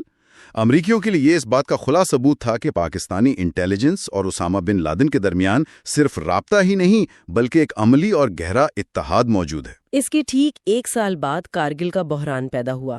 4 جولائی 1999 نواز شریف کو ہنگامی طور پر واشنگٹن بلایا گیا۔ ذرا اس کلورے کا ماحول امیجن کریں۔ ایک طرف دنیا کے سب سے طاقتور ملک کا صدر بل کلنٹن اور دوسری طرف ایک ایسے ملک کا وزیر اعظم جسے اپنی ہی فوج نے ایک ایٹمی جنگ کے دہانے پر لا کھڑا کیا ہے۔ اور کلنٹن نے کوئی لگی لپٹی نہیں رکھی۔ انہوں نے صاف کہا کہ امریکہ اس بحران کا ذمہ دار صرف اور صرف پاکستان کو سمجھتا ہے۔ انہوں نے نواز شریف کو یہ بھی بتایا کہ ہماری CIA کے مطابق پاکستان اپنے ایٹمی ہتھیاروں کو حملے کے لیے تیار کر رہا ہے۔ یہ سن کر نواز شریف کے پاس پیچھے ہٹنے کے علاوہ کوئی راستہ نہیں بچا تھا۔ اور اسی ذلت آمیز پسپائی نے فوج میں شدید غصہ پیدا کیا اور یہی مشرف کے کو کی ایک بڑی وجہ بنی۔ اب کہانی کے 2 سب سے اہم کرداروں کی طرف آتے ہیں جن کے اتحاد نے اس پوری دہائی کو ڈیفائن کیا: ملا عمر اور اسامہ بن لادن۔ ملا عمر ایک بہت ہی پراسرار شخصیت تھا، ساری زندگی جنگ میں گزاری، سوویت جنگ میں اپنی ایک آنکھ بھی کھو دی۔ اور اہم بات یہ ہے کہ اس نے بھی پاکستان میں ISI سے تربیت حاصل کی تھی۔ جی، جب وہ 1994 میں طالبان تحریک کے ساتھ ابھرا تو پاکستان نے جلد ہی یہ بھانپ لیا کہ وہ افغانستان میں اپنے مقاصد حاصل کرنے کے لیے سب سے مؤثر گھوڑا ہے۔ دوسری طرف اسامہ بن لادن 1996 میں سوڈان سے نکالے جانے کے بعد افغانستان پہنچا۔ 911 کمیشن رپورٹ کے مطابق یہ ISI ہی تھی جس نے ملا عمر اور بن لادن کے درمیان پہلی ملاقات کروائی تھی۔ اور یہ ایک بہت ہی مضبوط اتحاد ثابت ہوا، ایک سمبیوٹک رشتہ آپ کہہ سکتی ہیں۔ بالکل۔ طالبان نے بن لادن کو ایک محفوظ پناہ گاہ دی جہاں وہ پوری دنیا میں اپنے آپریشن چلا سکتا تھا، اور بدلے میں القاعدہ نے طالبان کو پیسہ اور سب سے بڑھ کر تربیت یافتہ جنگجو فراہم کیے۔ القاعدہ کی مشہور 55 بریگیڈ طالبان کی فوج کا سب سے مؤثر حصہ بن گئی۔ بن لادن نے اس رشتے کو ملا عمر کی بیٹی سے شادی کر کے مزید مضبوط کر لیا۔ اس اتحاد کی گہرائی کا اندازہ ملا عمر کے اس مشہور قول سے لگایا جا سکتا ہے۔ کون سا؟ اگر اسامہ کو بچانے کے لیے میرا آدھا ملک بھی تباہ ہو جائے تو میں یہ قربانی دینے کو تیار ہوں۔ ذاتی اور ذاتی وابستگی تھی اور اسی اتحاد نے ایک نئے عالمی جہاد کو جنم دیا۔ ایک ایسا جہاد جس کا ایجنڈا اب صرف افغانستان یا کشمیر تک محدود نہیں تھا بلکہ اس کا ہدف امریکہ اور مغرب تھے۔ اور اس عالمی جہاد کا پہلا بڑا مظاہرہ 1999 کے آخر میں دیکھنے میں آیا۔ ملینیم کی سازش۔ القاعدہ نے 20ویں صدی کے اختتام پر دنیا بھر میں بے وقت حملوں کی ایک بڑی سازش کی۔ اس کا ایک حصہ اردن میں تھا۔ ابو مصعب الزرقاوی، جسے بنظیر کے مطابق ISI کی حمایت حاصل تھی، اس نے ہوٹلوں اور مقدس مقامات پر حملوں کا منصوبہ بنایا، لیکن وہ ناکام ہو گیا۔ جی، اردن کی انٹیلیجنس نے اسے ناکام بنا دیا۔ امریکہ میں احمد رسام نامی ایک دہشت گرد لاس اینجلس ایئرپورٹ پر بم دھماکہ کرنے سے پہلے دھماکہ خیز مواد کے ساتھ پکڑا گیا۔ یمن میں بھی امریکی بحری جہاز پر حملے کی کوشش ناکام ہوئی، لیکن اس منصوبے کا ایک حصہ کامیاب رہا، اور وہ تھا انڈین ایئر لائنز کی پرواز IC-814 کا اغوا۔ بالکل۔ کرسمس 1999 پاکستانی دہشت گرد تنظیم حرکت المجاہدین نے طیارہ اغوا کیا اور اسے قندھار افغانستان لے گئے جو طالبان کا گڑھ تھا۔ یہاں سارے دھاگے آ کر مل جاتے ہیں۔ 9/11 کمیشن کے مطابق اسامہ بن لادن پس پردہ مذاکرات کی ہدایت دے رہا تھا، جبکہ بھارتی حکومت کے مطابق اغواکار ISI کے ساتھ سیٹلائٹ فون پر مسلسل رابطے میں تھے۔ اغواکاروں کا مطالبہ تھا کہ بھارت کی جیلوں میں قید 3 خطرناک دہشت گردوں کو رہا کیا جائے، جن میں مولانا مسعود اظہر بھی شامل تھا۔ 8 دن کے ڈرامے کے بعد بھارت کو مجبوراً یہ مطالبہ ماننا پڑا، اور یہ تینوں رہا ہو کر سیدھا پاکستان پہنچے، جہاں مسعود اظہر نے ایک نئی اور زیادہ خطرناک تنظیم جیش محمد کی بنیاد رکھی۔ یہ واقعات اس بات کا ثبوت تھے کہ 1990s کی دہائی کے آخر تک پاکستان، افغانستان اور جہادی تنظیموں کا یہ گٹھ جوڑ عالمی دہشت گردی کا ایک مرکزی ہب بن چکا تھا۔ 1990 کی دہائی میں بننے والے یہ پیچیدہ تعلقات ناکام سفارتکاری اور طاقتور اتحاد۔ یہ ایک ایسا جال تھا جس نے اس عالمی تباہی کی بنیاد رکھی جو صرف چند سال دور تھی۔ سوچنے کی بات یہ ہے کہ اس داہی میں بوئے گئے بیجوں نے 911 جیسے واقعات کو جنم دینے میں کیا کردار ادا کیا۔ اسامہ کا جہاد پر بات کریں گے۔ یہ باب ایک بہت ہی آپ کہہ لیں کہ ایک تضاد کو سامنے لاتا ہے۔ ایک طرف پرویز مشرف تھے، ایک مغربی سوچ رکھنے والے سیکولر جرنل جو پاکستان کو ماڈرن بنانا چاہتے تھے، لیکن دوسری طرف انہی کے دور حکومت میں القاعدہ نہ صرف پاکستان میں دوبارہ منظم ہوئی بلکہ پہلے سے کئی زیادہ مضبوط اور خطرناک بن گئی۔ بالکل۔ تو سوال یہ پیدا ہوتا ہے کہ آخر یہ ہوا کیسے؟ یہ سمجھنے کے لیے کتاب ہمیں مارچ 2000 میں اسلام آباد کی ایک بہت اہم میٹنگ میں لے جاتی ہے۔ امریکی صدر بل کلنٹن پاکستان کے دورے پر تھے۔ اچھا۔ وہ بھارت میں 5 دن گزار کر آئے تھے، جہاں لاکھوں لوگوں نے ان کا استقبال کیا تھا۔ ایک جشن کا سما تھا۔ اس کے برعکس جب وہ اسلام آباد پہنچے تو سڑکیں بالکل سنسان تھیں۔ یعنی سیکیورٹی بہت زیادہ سخت تھی، اتنی سخت کہ جیسے کرفیو لگا ہو۔ تو ماحول میں ہی ایک تناؤ تھا۔ تو اس میٹنگ میں ہوا کیا؟ ایک طرف کلنٹن تھے، دوسری طرف نئے اقتدار میں آئے ہوئے جنرل مشرف۔ دیکھیے، کلنٹن کا ایجنڈا بالکل واضح تھا، صرف ایک نام، اسامہ بن لادن۔ جی، اسامہ بن لادن۔ انہوں نے مشرف سے کہا کہ وہ طالبان پر اپنا اثر و رسوخ استعمال کریں اور بن لادن کو پکڑوائیں، لیکن مشرف نے صاف کہہ دیا کہ ان کی پلیٹ پہلے ہی بھری ہوئی ہے، وہ اس وقت یہ نہیں کر سکتے۔ اور سچ تو یہ بھی ہے کہ کلنٹن کے پاس مشرف کو دینے کے لیے کچھ خاص تھا بھی نہیں، کیونکہ پاکستان پر اس وقت ہر طرح کی امریکی پابندیاں لگی ہوئی تھیں۔ بالکل، لیکن کلنٹن نے جاتے جاتے ایک وارننگ ضرور دی، جو بعد میں ایک پیشگوئی ثابت ہوئی۔ کیا کہا تھا انہوں نے کہا اگر دہشت گردی کے خلاف کارروائی نہ کی گئی تو یہ پاکستان کو اندر سے تباہ کر دے گی۔ یہ تو بہت ہی اہم نقطہ ہے۔ اور انہوں نے پاکستانی ٹی وی پر عوام سے خطاب کرتے ہوئے فوج کو بیرکوں میں واپس جانے کا بھی کہا تھا۔ جی، لیکن اس وارننگ کا اثر زیادہ دیر نہیں رہا۔ کلنٹن کے بعد جب جارج ڈبلیو بش صدر بنے تو ان کی اور مشرف کی ایک مضبوط پارٹنرشپ قائم ہو گئی، اور مشرف نے بڑی چالاکی سے ایک ڈبل گیم کھیلی۔ وہ امریکہ کو خوش رکھنے کے لیے القاعدہ کے کچھ لوگوں کو پکڑواتے رہے، لیکن ساتھ ہی افغان طالبان اور لشکر طیبہ جیسے گروپس کو بھی پالتے رہے۔ بالکل، جیسا کہ ایک افغان وزیر نے کہا تھا، مشرف نے بڑی مہارت سے بش کی آنکھوں میں دھول جھونکی۔ تو آئیے اس دور کو اور خود مشرف کو ذرا قریب سے دیکھتے ہیں۔ باب کا پہلا حصہ ہے مشرف کا پاکستان۔ کتاب ان کے پس منظر کے بارے میں کیا بتاتی ہے؟ مشرف دہلی میں پیدا ہوئے، ایک مہاجر خاندان سے تعلق رکھتے تھے۔ ان کی پرورش اور تعلیم ایک لبرل ماحول میں ہوئی۔ وہ خود کو ترکی کے سیکولر رہنما مصطفیٰ کمال اتاترک کا بہت بڑا مداح بتاتے تھے، یعنی وہ کوئی مذہبی شدت پسند ہرگز نہیں تھے۔ ان کا فوکس کچھ اور تھا۔ جی، ان کی زندگی کا ایک ہی جنون تھا، بھارت کے ساتھ مقابلہ۔ وہ 1965 اور 1971 کی جنگوں میں لڑ چکے تھے، اور کارگل کی مہم جوئی بھی انہی کی منصوبہ بندی تھی۔ اور اسی کارگل کی وجہ سے ان کے وزیر اعظم نواز شریف سے تعلقات خراب ہوئے، جس کا نتیجہ پھر 1999 کے فوجی کو کی صورت میں نکلا۔ جی، جب مشرف سری لنکا کے دورے پر تھے تو نواز شریف نے انہیں برطرف کرنے کی کوشش کی، لیکن ان کے وفادار جنرلوں نے، خاص طور پر 10th کور کے commander lieutenant general Mahmood Ahmed نے، انہوں نے اقتدار پر قبضہ کر لیا۔ بالکل، جہاز کو لینڈ ہی نہیں کرنے دیا اور اقتدار پر قبضہ کر لیا۔ اور اسی وفاداری کے انعام کے طور پر جنرل محمود کو ISI کا طاقتور سربراہ بنا دیا گیا۔ اچھا۔ اقتدار میں آتے ہی مشرف کے لیے پہلا چیلنج القاعدہ کا ایک اہم رکن ابو زبیدہ بنا۔ امریکیوں نے جنرل محمود پر بہت دباؤ ڈالا کہ ابو زبیدہ کو گرفتار کیا جائے، جو اس وقت پشاور میں کھلے عام گھوم پھر رہا تھا۔ تو ISI چیف نے کیا کہا؟ پشاور میں کوئی کھلے عام گھوم رہا ہو اور ایجنسی کو پتہ نہ ہو، یہ تو ماننا مشکل ہے۔ یہی بات ہے۔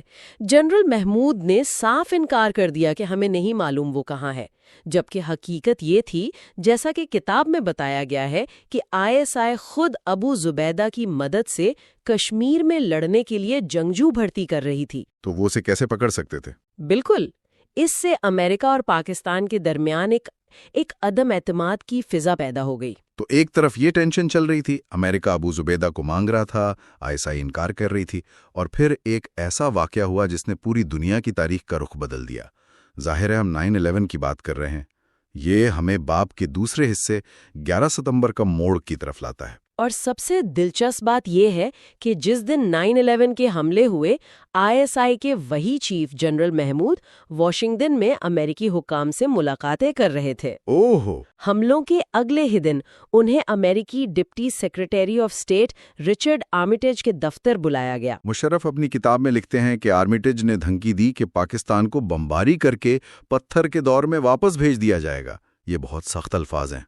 ہاں، کتاب میں ذکر ہے کہ آرمیٹیج اور جنرل محمود دونوں اس پتھر کے دور والی بات کی تردید کرتے ہیں، لیکن پیغام بالکل واضح تھا کہ you are either with us or against us۔ جی، آپ یا تو ہمارے ساتھ ہیں یا ہمارے خلاف۔ مشرف نے صرف 1 گھنٹے میں فیصلہ کر لیا کہ وہ امریکہ کا ساتھ دیں گے۔ لیکن انہوں نے اپنی کچھ شرائط بھی رکھی ہیں نا، اور وہ شرائط بہت کچھ بتاتی ہیں کہ ان کی ترجیحات کیا تھیں۔ جی بالکل، ان کی 2 اہم شرائط تھیں۔ پہلی، افغانستان کی جنگ میں بھارت کا کوئی کردار نہیں ہوگا، اور دوسری دہشت گردی کے خلاف جنگ میں پاکستانی شہریوں یعنی لشکر طیبہ اور جیش محمد جیسے پنجابی گروپس کو ٹارگٹ نہیں کیا جائے۔ تو مطلب ان کی ڈبل گیم کی بنیاد اسی دن رکھ دی گئی تھی۔ بالکل۔ اس فیصلے کے بعد مشرف نے جنرل محمود کو ایک آخری موقع دیا اور انہیں ملا عمر کو سمجھانے کے لیے قندھار بھیجا کہ بن لادن کو امریکہ کے حوالے کر دو۔ لیکن وہ مشن تو بری طرح ناکام ہوا۔ کتاب کے مطابق جنرل محمود کا دل ہی اس مشن میں نہیں تھا، وہ طالبان کے حامی تھے۔ اس ناکامی کے بعد مشرف نے ایک بہت بڑا اور جرأت مندانہ قدم اٹھایا۔ انہوں نے جنرل محمود کو برطرف کر دیا۔ جی، جس نے انہیں اقتدار میں لانے میں مدد کی تھی، اسی کو ہٹا دیا۔ مشرف نے بعد میں کہا کہ یہ بہت تکلیف دہ فیصلہ تھا، لیکن پاکستان کو طالبان کے لیے قربان نہیں کیا جا سکتا۔ ان کے لیے سب سے اہم چیز بھارت کے مقابلے میں پاکستان کی سیکیورٹی اور ایٹمی اثاثوں کا تحفظ تھا۔ صحیح۔ تو مشرف نے امریکہ کا ساتھ دینے کا فیصلہ کر لیا، طالبان نواز جنرل کو ہٹا دیا۔ لیکن جیسا کہ آپ نے کہا، یہ اتنا سیدھا معاملہ نہیں تھا۔ یہ ہمیں باب کے تیسرے حصے دوہری پالیسی اور تعلقات کی طرف لاتا ہے۔ یہ ڈبل گیم آخر تھی کیا؟ اس کی 2 سطحیں تھیں۔ پہلی سطح پر پاکستان نے امریکہ کے ساتھ پورا تعاون کیا۔ پاکستانی سیکیورٹی فورسز نے CIA کے ساتھ مل کر القاعدہ کے کئی بڑے غیر ملکی رہنماؤں کو گرفتار کیا، جیسے ابو زبیدہ اور 9/11 کا ماسٹر مائنڈ خالد شیخ محمد۔ جی، خالد شیخ محمد۔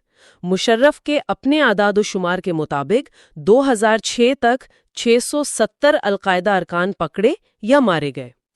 یہ تو ایک پہلو ہو گیا، لیکن تصویر کا دوسرا رخ کیا تھا؟ دوسرا رخ یہ تھا کہ پاکستانی ایجنسیوں نے قبائلی علاقوں یعنی فاٹا میں القاعدہ کے محفوظ ٹھکانوں کے خلاف کبھی کوئی بڑی سیریس کارروائی نہیں کی۔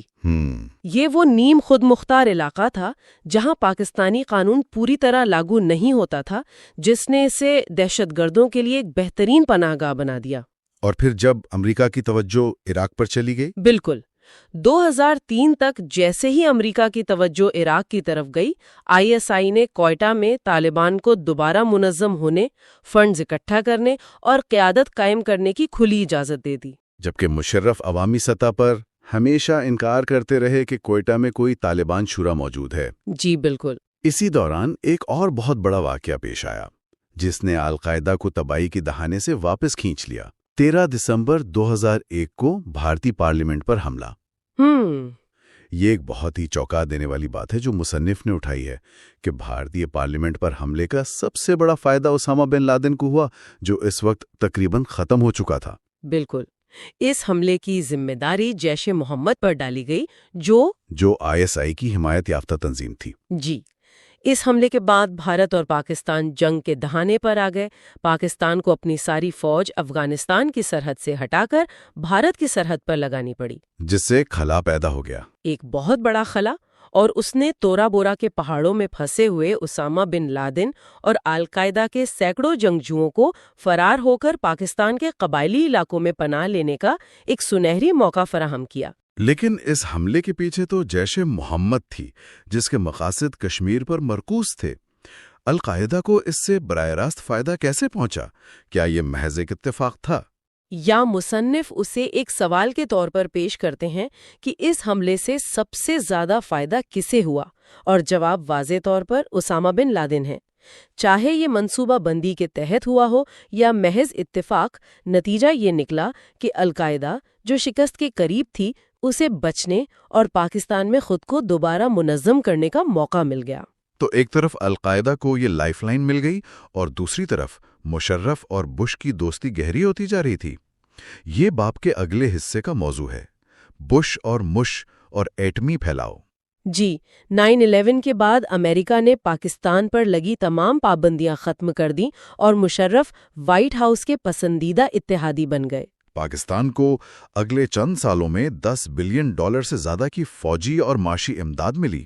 جی، بدلے میں مشرف نے وار آن ٹیرر میں امریکہ کو محدود لیکن بہت اہم مدد فراہم کی۔ لیکن اسی دوران ایک بہت بڑا سکینڈل سامنے آیا جس نے اس پارٹنرشپ کو ہلا کر رکھ دیا، ڈاکٹر AQ خان کا ایٹمی پھیلاؤ کا نیٹ ورک۔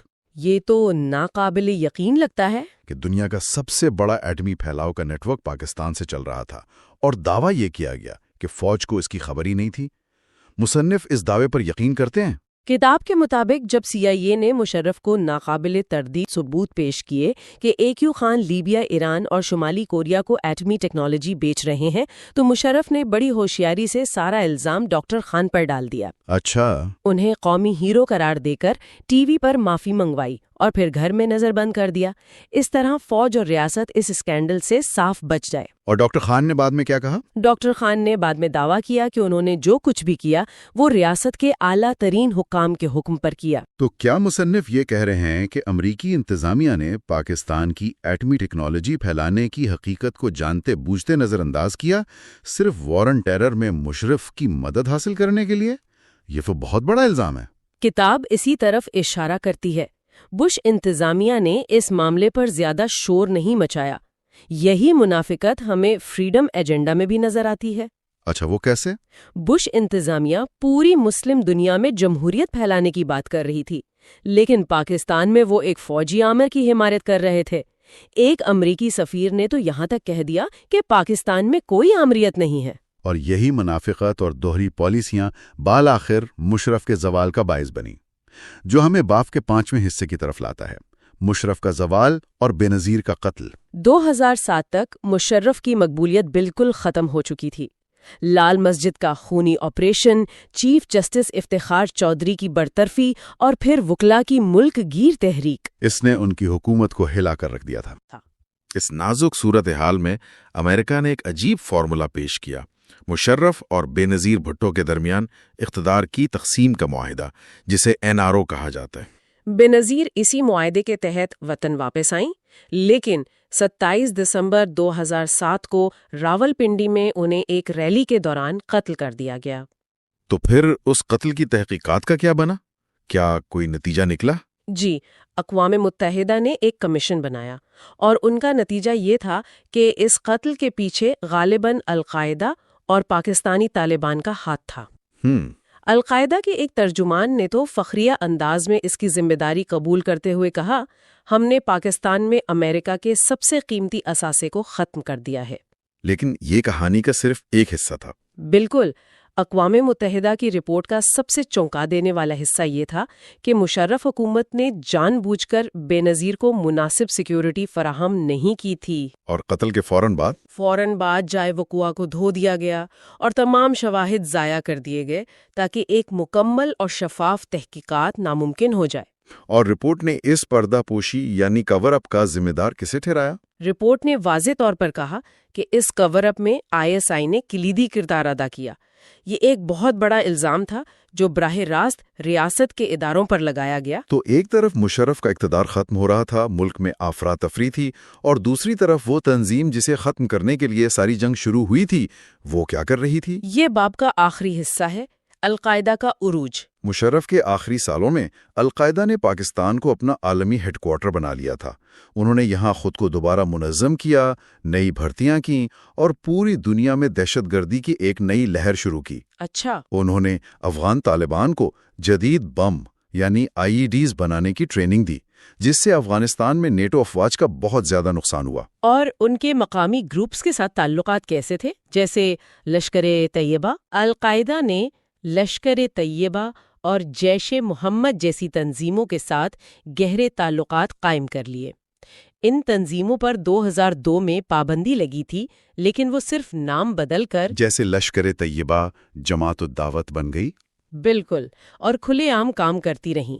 کتاب میں بتایا گیا ہے کہ ان کے ٹریننگ کیمپس اکثر فوجی چھاونیوں کے قریب واقع تھے۔ یعنی پاکستان کی سرزمین اب صرف افغانستان کے لیے نہیں بلکہ مغرب پر حملوں کے لیے بھی ایک لانچ پیڈ کے طور پر استعمال ہو رہی تھی۔ بالکل، اس کی سب سے خوفناک مثال 7 جولائی 2005 کے لندن بم دھماکے ہیں۔ اس حملے میں ملوث 4 برطانوی شہری پاکستانی نساج تھے اور انہوں نے پاکستان آ کر لشکر طیبہ کے کیمپوں میں تربیت حاصل کی تھی۔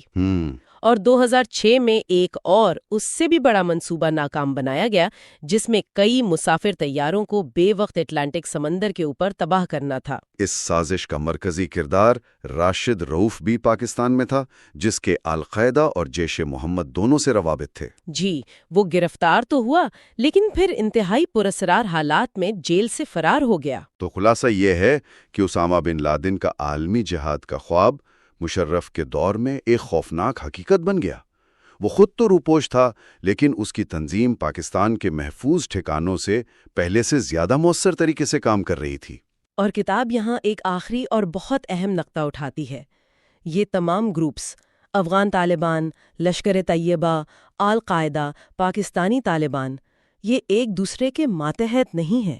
ان کے مقاصد بھی مختلف ہیں۔ جی بالکل، لیکن آپریشنل سطح پر یہ ایک دوسرے کے ساتھ مل کر کام کرتے ہیں، وسائل شیئر کرتے ہیں اور ٹریننگ فراہم کرتے ہیں، جس سے ایک ایسا پیچیدہ اور خطرناک نیٹ ورک بنتا ہے جو کسی ایک تنظیم سے کہیں زیادہ بڑا اور مہلک ہے۔ اور مشرف کے دور نے اس ڈیڈلی ایمبریس یعنی مہلک گٹھ جوڑ کو مضبوط ہونے کا پورا موقع فراہم کیا۔ گلوبل جہاد کا گہرائی میں جائزہ لیں گے۔ یہ باب 2008 سے شروع ہوتا ہے، مطلب جب امریکہ میں قیادت بدل رہی تھی اور خطے میں حالات ایک نیا رخ لے رہے تھے۔ بالکل، اور یہ وہ دور ہے جس نے آنے والے کئی سالوں کی پالیسیوں کی بنیاد رکھی۔ تو آئیے اسی باب سے شروع کرتے ہیں۔ تو باب کا آغاز ہوتا ہے جولائی 2008 میں واشنگٹن کے مشہور ویلارڈ ہوٹل کی ایک میٹنگ سے۔ اچھا، یہ کوئی عام میٹنگ نہیں تھی۔ ایک طرف تھے امریکہ کے صدارتی امیدوار سینیٹر براک اوباما اور دوسری طرف پاکستان کے نئے وزیر اعظم یوسف رضا گیلانی۔ یہ تو بہت ہائی پروفائل میٹنگ لگ رہی ہے، خاص طور پر اس لیے کہ اوباما ابھی صدر بھی نہیں بنے تھے۔ تو اس کا پس منظر کیا تھا؟ یہی تو اس کی خاص بات تھی۔ اوباما اس وقت صرف ایک سینیٹر نہیں تھے، وہ امریکہ کے اگلے صدر کے طور پر دیکھے جا رہے تھے۔ تو یہ پاکستانی حکومت کے ساتھ ان کی پہلی، آپ کہہ سکتی ہیں، سنجیدہ اور اہم ملاقات تھی۔ اور اس میٹنگ کا ایجنڈا کیا تھا؟ اس کا ایک بڑا مقصد کیری لوگر اوباما بل پر بات کرنا بھی تھا، جسے بعد میں کیری لوگر برمن ایکٹ کہا گیا۔ اچھا، یہ وہی مشہور بل ہے جس نے پاک امریکہ تعلقات میں کافی ہلچل مچائی تھی۔ کتاب کے مطابق اس بل کا بنیادی مقصد کیا تھا؟ اس کا بنیادی مقصد تھا پچھلے 50 سال سے پاک امریکہ تعلقات میں چلنے والے رومانس اینڈ ڈیورس کے سائیکل کو ختم کرنا۔ مطلب کبھی تعلقات بہت اچھے اور پھر اچانک بالکل ختم۔ بالکل، جب امریکہ کو پاکستان کی ضرورت ہوتی ہے تو سب ٹھیک، ضرورت پوری ہوئی تو تعلقات ختم۔ اس بل کا مقصد ایک طویل مدتی اور مستحکم پارٹنرشپ کی بنیاد رکھنا تھا۔ اور اس پارٹنرشپ کے بدلے میں پاکستان کو کیا پیشکش کی جا رہی تھی؟ اس میں پاکستان کی غیر فوجی معاشی امداد کو 3 گنا بڑھا کر $15 بلین سالانہ کرنے کا وعدہ تھا۔ 3 گنا؟ $1.5 بلین ہر سال؟ جی، اور یہ امداد 10 سال تک جاری رہنی تھی، مطلب کل $15 بلین۔ واہ! اور صرف یہی نہیں، اس میں ایک خاص ڈیموکریسی بونس بھی شامل تھا، یعنی اگر پاکستان میں جمہوریت قائم رہتی تو ہر سال مزید $1 بلین مل سکتے تھے۔ یہ ایک انسینٹیو تھا۔ تو میٹنگ میں جب اصل بات چیت شروع ہوئی تو ماحول کیسا تھا؟ اوباما کا پیغام کیا تھا؟ دیکھیں، اوباما نے شروعات بہت مثبت انداز میں کی۔ انہوں نے پاکستان کی اہمیت کو تسلیم کیا، دنیا کا دوسرا سب سے بڑا مسلم ملک، واحد مسلم ایٹمی طاقت۔ انہوں نے پاکستان میں جمہوریت کی واپسی کا خیر مقدم بھی کیا۔ لیکن اس تمہید کے بعد وہ سیدھا اصل مدے پر آئے۔ دہشت گردی، یعنی انہوں نے کوئی لگی لپٹی نہیں رکھی۔ بالکل نہیں، انہوں نے بہت واضح الفاظ میں کہا کہ اگر القاعدہ نے پاکستان میں موجود اپنے محفوظ ٹھکانوں سے امریکہ پر کوئی بڑا حملہ کیا تو دونوں ممالک کے تعلقات تباہ ہو جائیں گے۔ یہ تو ایک واضح ریڈ لائن تھی۔ جی، انہوں نے زور دیا کہ ان کی اولین ترجیح القاعدہ کے ان محفوظ ٹھکانوں کو ختم کرنا ہوگا۔ یہ ایک بہت کلیئر میسج تھا جو وہ صدر بننے سے پہلے ہی دے رہے تھے۔ یہ تو گیلانی صاحب کے لیے ایک بہت مشکل صورتحال ہوگی، ایک نئی جمہوری حکومت اور امریکہ کے ہونے والے صدر کی طرف سے اتنا بڑا دباؤ۔ بالکل، کتاب کے مطابق گیلانی نے اس چیلنج کی سنگینی کو تسلیم کیا۔ انہوں نے یقین دہانی کرائی کہ ان کی نئی حکومت اس مسئلے سے نمٹنے کے لیے پرعزم ہے۔ اور فوج کے بارے میں کیا بات ہوئی؟ انہوں نے یہ بھی بتایا کہ آرمی چیف جنرل کیانی کو امریکیوں کے ساتھ مل کر کام کرنے کی واضح ہدایات دی گئی ہیں۔ تو یہ میٹنگ ایک طرح سے پاک امریکہ تعلقات کے ایک نئے اور بہت پیچیدہ باب کا آغاز تھا۔ لیکن اس سے پہلے کہ اوباما اپنا عہدہ سنبھالتے، خطے میں ایک ایسا واقعہ پیش آیا جس نے سب کچھ بدل کر رکھ دیا۔ جی، نومبر 2008 ممبئی حملے۔ ممبئی ایکسپلوڈز۔ بالکل، یہ 9/11 کے بعد دہشت گردی کی سب سے خوفناک اور منظم کارروائیوں میں سے ایک تھی۔ پاکستان میں قائم تنظیم لشکر طیبہ کے 10 دہشت گردوں نے سمندر کے راستے آ کر انڈیا کے معاشی مرکز ممبئی کو 60 گھنٹوں تک یرغمال بنائے رکھا۔ 60 گھنٹے؟ جی، 166 لوگ مارے گئے، جن میں کئی امریکی اور دوسرے غیر ملکی بھی شامل تھے۔ اور کتاب کے مطابق ان حملوں کا مقصد صرف تباہی پھیلانا نہیں تھا، اس کے پیچھے ایک بڑا اسٹریٹجک مقصد تھا۔ جی، اس حملے کا ایک بڑا مقصد انڈیا اور پاکستان کے درمیان اس وقت جاری امن عمل کو مکمل طور پر پٹری سے اتارنا تھا۔ اچھا، اس وقت امن عمل چل رہا تھا؟ یہ وہی ہے جس کا آغاز واجپئی اور نواز شریف نے کیا تھا؟ جی، لیکن اسے بار بار دھچکے لگے۔ پہلے 1999 میں کارگل جنگ، پھر 2001 میں انڈین پارلیمنٹ پر حملہ ہوا۔ لیکن ستم ظریفی دیکھیں، بعد میں صدر بننے کے بعد خود مشرف نے اس امن عمل کو دوبارہ زندہ کیا اور 2008 تک انڈین وزیر اعظم منموہن سنگھ کے ساتھ بیک چینل مذاکرات میں کافی پیش رفت ہو چکی تھی۔ اور پھر زرداری حکومت نے آ کر اس عمل کو مزید آگے بڑھانے کی کوشش کی؟ بالکل، آصف علی زرداری نے صدر بننے کے بعد بہت جرأت مندانہ بیانات دیے۔ انہوں نے کھل کر کہا کہ دہشت گردی ایک کینسر ہے جو خود پاکستان کو تباہ کر سکتا ہے، یہاں تک کہ انہوں نے no first use nuclear policy کی بھی تجویز دے دی۔ ایک minute, no first use policy یعنی پاکستان ایٹمی جنگ میں پہل نہیں کرے گا؟ یہ تو پاکستان کی سیکیورٹی اسٹیبلشمنٹ کے لیے ناقابل قبول ہوگا۔ یہی تو بات ہے، یہ تجویز پاکستان کی سیکیورٹی ڈاکٹرائن کے بنیادی ستون کے خلاف تھی۔ اس بیان پر پاکستان کے فوجی اور جہادی حلقوں میں شدید غصہ پایا گیا۔ لہٰذا کتاب یہ نقطہ اٹھاتی ہے کہ ممبئی حملوں کا وقت محض اتفاق نہیں تھا، یہ اس امن عمل پر ایک کاری ضرب تھی۔ جی بالکل۔ تو ایک طرف انڈیا اور پاکستان میں امن کی باتیں ہو رہی تھیں اور دوسری طرف یہ حملہ۔ لیکن جو بات اس کتاب میں سامنے آتی ہے وہ یہ ہے کہ اس کہانی کا ایک سراغ امریکہ سے بھی جڑتا تھا، جو کہ ناقابل یقین لگتا ہے۔ جی، اور یہ اس کہانی کا سب سے چونکا دینے والا حصہ ہے، دی امریکن کنیکشن۔ ڈیوڈ ہیڈلی، جس کا پیدائشی نام داؤد سعید گیلانی تھا، وہ واشنگٹن ڈی سی میں پیدا ہوا، ایک امریکی شہری۔ 2002 میں اس نے لشکر طیبہ جوائن کی اور 2005 میں تنظیم کے کہنے پر اس نے اپنا نام سرکاری طور پر بدل لیا تاکہ وہ اپنے امریکی پاسپورٹ پر آسانی سے سفر کر سکے۔ بالکل، خاص طور پر انڈیا آ جا سکے۔ تو ایک امریکی شہری ممبئی حملوں کی منصوبہ بندی میں شامل تھا، اس کا کردار کیا تھا؟ وہ اس سازش کے ماسٹر مائنڈز میں سے ایک تھا، کوئی چھوٹا موٹا مہرہ نہیں تھا۔ 2005 سے 2008 کے درمیان اس نے انڈیا کے 5 چکر لگائے۔ اس کا کام حملے کے لیے ٹارگٹس کی ریکی کرنا تھا۔ مطلب وہ جگہوں کی جاسوسی کرتا تھا؟ جی، وہ تاج ہوٹل میں رہا، نیریمان ہاؤس گیا، لیوپولڈ کیفے کا جائزہ لیا۔ وہ جی پی ایس سے ان جگہوں کی لوکیشنز ریکارڈ کرتا، سیکیورٹی کی تفصیلات نوٹ کرتا اور پھر پاکستان جا کر لشکر طیبہ کے اپنے ہینڈلرز کو رپورٹ کرتا۔ یہ تو سیدھا جاسوسی کا معاملہ ہے۔ کیا کتاب میں اس سازش میں پاکستانی ایجنسیوں کے ملوث ہونے کے بارے میں کوئی بات کی گئی ہے؟ دیکھیں، کتاب اس معاملے میں بہت احتیاط سے بات کرتی ہے۔ مصنف لکھتا ہے کہ ہیڈلی نے بعد میں گرفتاری کے بعد انڈین اور امریکی حکام کو بتایا کہ ISI بھی اس سازش میں گہرائی سے ملوث تھی۔ اچھا۔ ہیڈلی کے مطابق ISI نے حملہ آوروں کو نیول کمانڈو ٹریننگ، حملے کے لیے کشتی اور $25,000 بھی فراہم کیے۔ لیکن مصنف یہ بھی واضح کرتا ہے کہ یہ ہیڈلی کے الزامات ہیں جو ابھی تک ثابت نہیں ہوئے ہیں۔ صحیح۔ تاہم وہ یہ ضرور کہتا ہے کہ یہ الزامات اتنے سنگین ہیں کہ یہ پاکستانی فوج کے کردار پر بہت گہرے سوالات اٹھاتے ہیں۔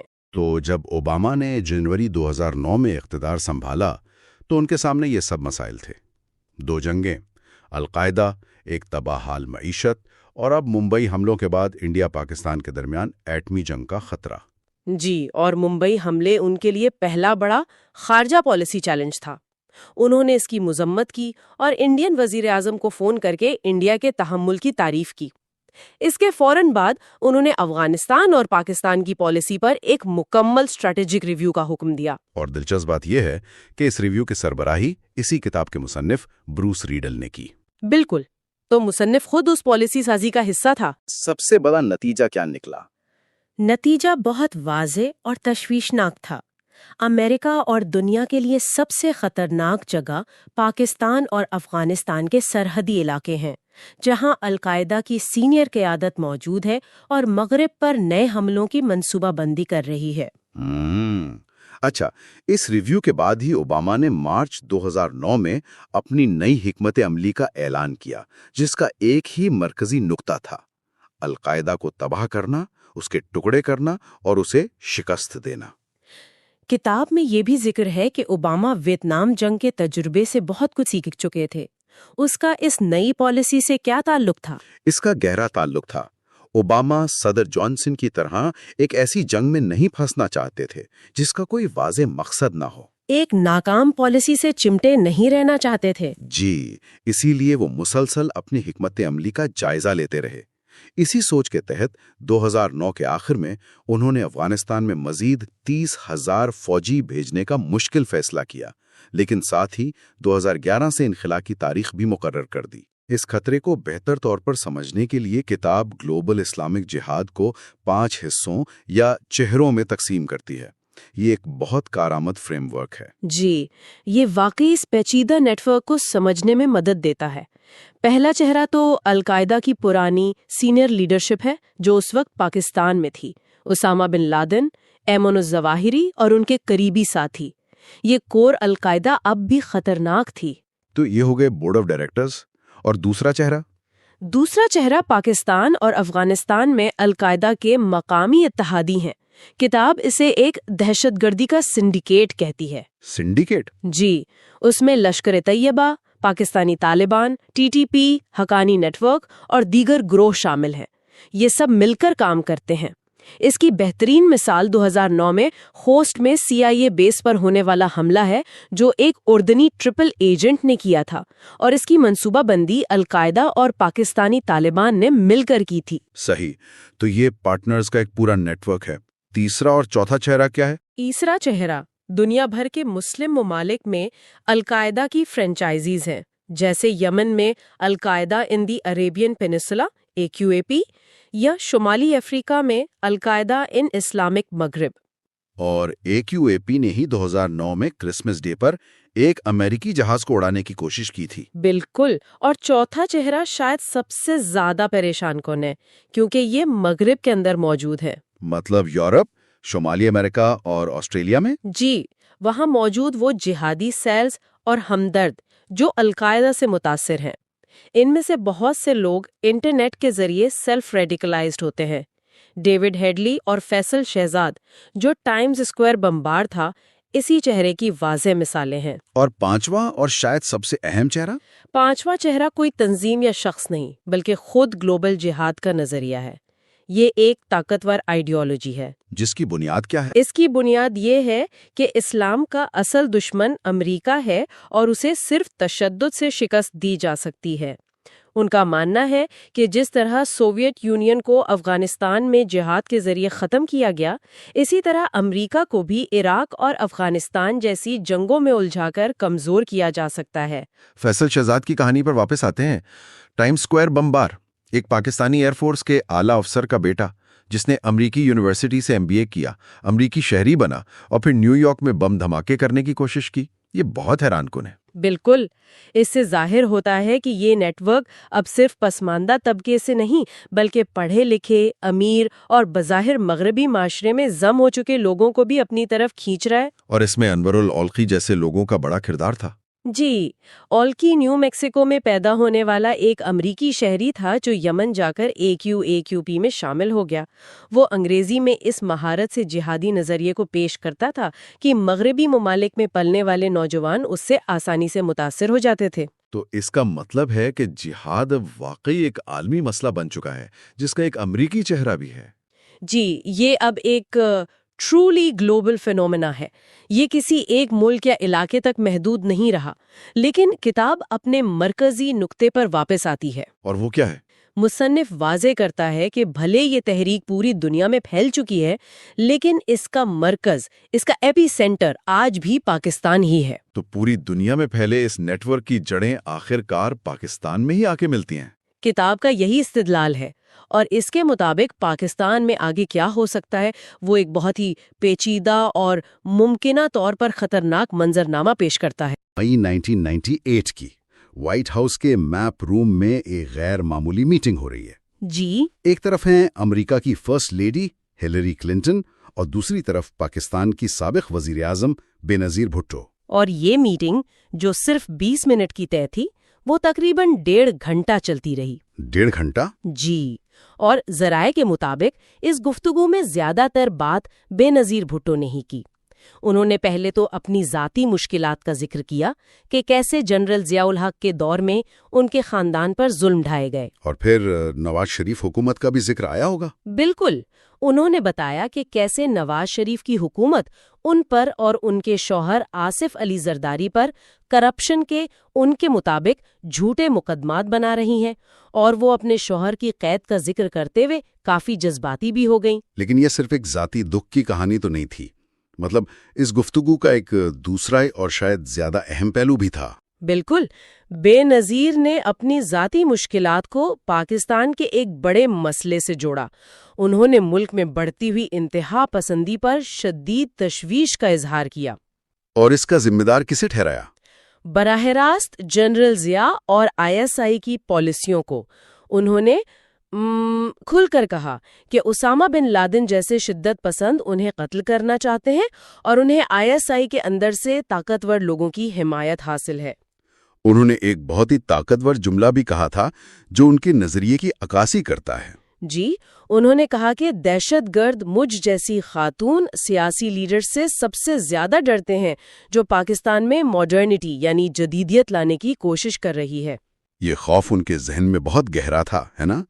بہت گہرا، یہاں تک کہ 2007 تک یعنی اپنی موت سے کچھ عرصہ پہلے انہیں یقین ہو چلا تھا کہ القاعدہ 2 سے 4 سال کے اندر اسلام آباد پر مارچ کرنے کی پوزیشن میں آ سکتی ہے۔ اور بے نظیر بھٹو کا یہی خوف کہ انتہا پسند ملک پر قابض ہو سکتے ہیں اس باب کی بنیاد ہے۔ مصنف اسی خوف کو ایک مکمل منظرنامے کی شکل دیتے ہیں تاکہ ہم سمجھ سکیں کہ اگر یہ ناقابل تصور حقیقت بن گیا تو کیا ہوگا۔ یعنی اگر پاکستان میں جہادی عناصر حکومت پر قبضہ کرنے تو کیا ہوگا۔ یہ ایک ایسا نائٹ میئر سیناریو ہے جس کا تجزیہ اس باب میں کیا گیا ہے۔ یقیناً، اور پہلا سوال یہی ذہن میں آتا ہے کہ آخر ایسا ہو کیسے سکتا ہے؟ کیا یہ ممکن بھی ہے؟ مصنف اس کے کیا راستے بتاتے ہیں؟ وہ 2 ممکنہ راستے بتاتے ہیں۔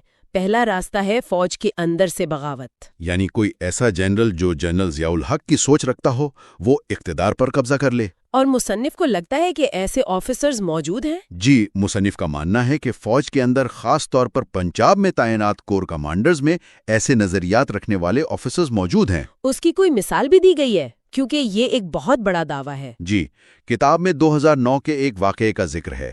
راولپنڈی میں ایک کور کمانڈر نے افطار کا اہتمام کیا جس میں لشکر طیبہ کے بانی حافظ سعید مہمان خصوصی تھے۔ اچھا، تو یہ واقعہ اس بات کی طرف اشارہ کرتا ہے کہ فوج کے کچھ اعلیٰ حلقوں میں ان تنظیموں کے لیے نرم گوشہ موجود ہے، تو ایک فوجی بغاوت کا راستہ خارج از امکان نہیں۔ ٹھیک ہے، اور دوسرا راستہ کیا ہو سکتا ہے؟ دوسرا راستہ ایک عوامی تحریک کا ہے جسے انسرجنٹ وکٹری بھی کہہ سکتے ہیں، مطلب عسکریت پسندوں کی کامیابی۔ اس کے لیے تو انہیں پنجاب میں حمایت چاہیے ہوگی جو ان کا گھر نہیں ہے۔ بالکل. اس کے لیے طالبان کو اپنے روایتی پشتون علاقوں سے باہر نکل کر پنجاب کے دل میں حمایت حاصل کرنی ہوگی، اور مصنف کے مطابق اس بات کی شواہد موجود ہیں کہ پاکستانی طالبان اور لشکر طیبہ جیسی پنجابی تنظیمیں قریب آ رہی ہیں. لیکن کیا یہ حقیقت پسندانہ لگتا ہے؟ کیا پنجاب اور سندھ کی عوام واقعی اس طرح کی تحریک کا ساتھ دے گی؟ یہ ایک بہت اہم سوال ہے. مصنف کا ترک یہ ہے کہ یہ تنظیمیں پنجاب اور سندھ کے دیہی علاقوں میں موجود غربت اور حکومت کے خلاف غصے کو استعمال کر سکتی ہیں. کچھ ایران کے انقلاب کی طرح؟ جی. اگر وہ کسانوں اور غریب طبقے کو متحرک کرنے میں کامیاب ہو جائیں تو ایک بڑی عوامی تحریک کھڑی ہو سکتی ہے جو بالکل ایران کے 1978 کے انقلاب کی طرح حکومت کا تختہ پلٹ دے. ٹھیک ہے، تو فرض کر لیتے ہیں کہ ان دو میں سے کسی ایک راستے سے ایک جہادی حکومت قائم ہو جاتی ہے، تو اس کی شکل کیا ہوگی؟ یہ کس قسم کی ریاست ہوگی؟ مصنف اسے اسلامک ایمریٹ آف پاکستان کا نام دیتے ہیں. ان کے مطابق یہ حکومت آتے ہی سب سے پہلے فوج اور ISI میں اپنے مخالفین کا صفایا کرے گی. مطلب جو لوگ ان کے نظریات سے اتفاق نہیں کرتے؟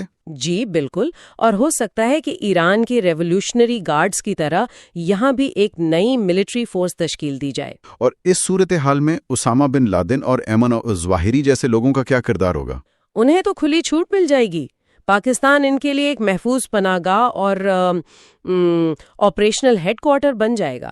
القاعدہ اور لشکر طیبہ جیسی تنظیمیں شاید پاکستانی سفارت خانوں کو بھی بیرون ملک اپنے آپریشنز کے لیے استعمال کرنا شروع کر دیں. لیکن سب سے خطرناک بات پاکستان کا نیوکلیئر پروگرام. بالکل. پاکستان کے ایٹمی ہتھیار مکمل طور پر ان کے کنٹرول میں آ جائیں گے، اور مصنف واضح طور پر کہتے ہیں کہ باہر کی دنیا، چاہے وہ امریکہ ہو یا کوئی اور، جتنی بھی کوشش کر لے وہ ان ہتھیاروں کو محفوظ نہیں کر سکے گی. اور اس کی وجہ یہ ہے کہ کسی کو بھی ان ہتھیاروں کی تمام اصل لوکیشنز کا 100% علم نہیں ہے. یہ سن کر ہی کافی تشویش ہوتی ہے. یعنی مصنف ایک ایسی تصویر کھینچ رہے ہیں جہاں پاکستان نہ صرف اپنے لیے بلکہ پوری دنیا کے لیے ایک بہت بڑا خطرہ بن جاتا ہے. یقیناً. لیکن کیا ایسی حکومت کو ملک کے اندر سے کسی مزاحمت کا سامنا نہیں ہوگا؟ یقیناً ہوگا. شدید مخالفت کا سامنا ہوگا. فوج کے اندر سے ہی کچھ آفیسرز اور یونٹس بغاوت کر سکتے ہیں. پھر پاکستان کی تقریباً 20% شیعہ آبادی ہے جو اس سنی عسکریت پسند حکومت میں خود کو شدید غیر محفوظ محسوس کرے گی. جی.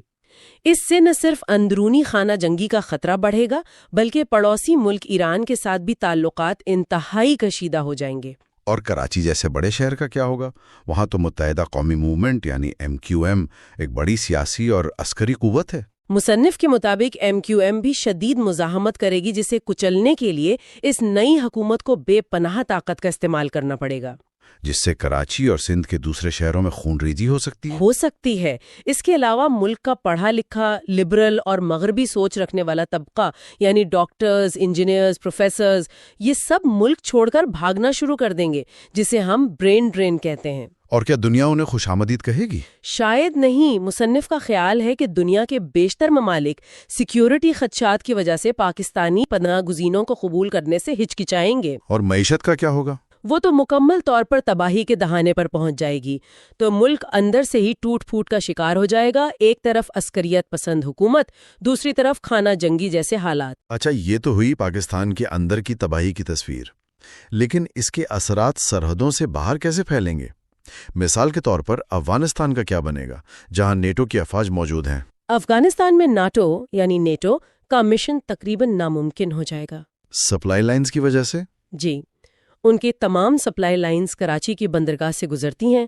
جب وہ بند ہوں گی تو نیٹو کو اپنی سپلائی کے لیے ایران یا روس پر انحصار کرنا پڑے گا، جو انہیں ان ممالک کے رحم و کرم پر چھوڑ دے گا. اور اس کا سیدھا فائدہ افغانی طالبان کو ہوگا. وہ پہلے سے کہیں زیادہ مضبوط ہو جائیں گے. اور سب سے حیران کن بات یہ ہے کہ ایران جو خود ایک اسلامی ریاست ہے، اس کے ساتھ بھی تعلقات خراب ہو جائیں گے. اس کی کیا وجہ ہوگی؟ اس کی بنیادی وجہ مسلکی اختلاف اور علاقائی اثر و رسوخ کی جنگ ہوگی. ایک طرف سنی جہادی پاکستان اور دوسری طرف شیعہ جہادی ایران. تو وہ افغانستان میں ایک دوسرے کے خلاف لڑیں گے؟ جی. دونوں افغانستان میں اپنے اپنے پراکسی گروپس کے ذریعے ایک دوسرے کے خلاف لڑیں گے، اور بلوچستان جیسے علاقوں میں بھی دونوں ممالک ایک دوسرے کے معاملات میں مداخلت کریں گے، جس سے خطے میں مزید عدم استحکام پیدا ہوگا. اور ہمارا سب سے بڑا پڑوسی انڈیا، ان کے لیے یہ صورتحال کیسی ہوگی؟ انڈیا کے لیے تو یہ ایک ڈراؤنا خواب ہوگا. انہیں اپنی سرحدوں پر ایک ایسی ایٹمی طاقت کا سامنا ہوگا جس کی حکومت کھلے عام ان کے خلاف جہاد کی بات کرتی ہے. تو انہیں اپنی افواج کو ہائی الرٹ پر رکھنا پڑے گا. اپنی روایتی اور نیوکلیئر دونوں افواج کو. کشمیر میں امن کا کوئی بھی چھوٹا موٹا امکان بھی مکمل طور پر ختم ہو جائے گا. اور اگر 2008 کے ممبئی حملوں جیسا کوئی بڑا حملہ دوبارہ ہوا تو یہ ایک مکمل جنگ کو جنم دے سکتا ہے. جی، اور اس کے اثرات صرف خطے تک محدود نہیں رہیں گے. ایک جہادی پاکستان اسرائیل کے خلاف لڑنے والی تنظیموں جیسے حماس کو کھل کر پیسے، ٹریننگ اور ہتھیار فراہم کرے گا. یہ تو پوری مسلم دنیا میں ایک لہر پیدا کرے گا. بالکل، مصنف کا یہی کہنا ہے، کیونکہ پاکستان دنیا کا دوسرا سب سے بڑا مسلم ملک ہے اور واحد ایٹمی طاقت بھی. یہاں تک کہ چین بھی اپنے مغربی صوبے سنکیانگ کی وجہ سے خود کو غیر محفوظ سمجھے گا. تو اس پورے منظرنامے میں، جو کہ ایک عالمی بحران ہے، امریکہ کیا کر سکتا ہے؟ اس کے پاس کیا راستے ہیں؟ یہاں مصنف ایک بہت مایوس کن تصویر پیش کرتے ہیں. ان کے مطابق امریکہ کے پاس تمام آپشنز ایک برا اور دوسرا بدتر والے ہوں گے، یعنی بیڈ اینڈ ورس. مطلب انگیجمنٹ یعنی سفارتی بات چیت ممکن نہیں ہوگی؟ تقریباً ناممکن، کیونکہ ان کا نظریہ ہی امریکہ مخالف ہوگا. اور حکومت بدلنے کے لیے خفیہ آپریشنز کا کیا، جیسے CIA کرتی آئی ہے؟ وہ بھی بہت محدود ہوں گے. اس کی وجہ یہ ہے کہ امریکہ پاکستان میں اتنا غیر مقبول ہے کہ کسی بھی سیاستدان یا گروپ کے لیے امریکی حمایت حاصل کرنا سیاسی موت کے برابر ہے. یعنی جس پر بھی امریکہ کا ٹھپا لگ گیا وہ عوام کی نظر میں غدار کہلائے گا. بالکل. تو سفارتی اور خفیہ راستے تو تقریباً بند ہیں. پھر فوجی آپشنز بچتے ہیں، اور وہ تو اور بھی زیادہ خطرناک ہیں. چھوٹے موٹے حملے جیسے دہشت گردوں کے ٹریننگ کیمپس پر ڈرون حملے بے سود ہیں. وہ کیمپس دوبارہ بن جائیں گے. اور بحری ناکہ بندی؟ اس سے حکومت سے زیادہ عام لوگوں کو نقصان پہنچے گا، جس سے امریکہ کے خلاف نفرت مزید بڑھے گی. اور عراق یا افغانستان جیسی مکمل فوجی چڑھائی یعنی انویشن؟ اس کے لیے امریکہ کو زمینی راستہ چاہیے ہوگا، جو کہ دستیاب نہیں ہوگا. ایران یا انڈیا شاید ہی اپنی سرزمین استعمال کرنے دیں. اور سب سے بڑھ کر پاکستان ایٹمی ہتھیار استعمال کر سکتا ہے. مصنف کا ماننا ہے کہ اگر امریکہ نے حملہ کیا تو پاکستان اپنے دفاع میں ایٹمی ہتھیار استعمال کرنے سے بھی گریز نہیں کرے گا. یعنی اگر امریکہ یہ جنگ جیت بھی گیا تو یہ ایک ایسی فتح ہوگی جس کی قیمت بہت بھاری ہوگی. اور جنگ کے بعد کیا ہوگا؟ کیلیفورنیا سے دگنے سائز کے شدید غربت اور نفرت سے بھرے ملک کو سنبھالنا ایک ڈراؤنا خواب ہوگا. یہ تو ایک عجیب مخمصہ ہے. یعنی امریکہ اگر کچھ نہ کرے تب بھی مسئلہ، اور اگر کچھ کرنے کی کوشش کرے تو بھی حالات مزید بگڑ سکتے ہیں.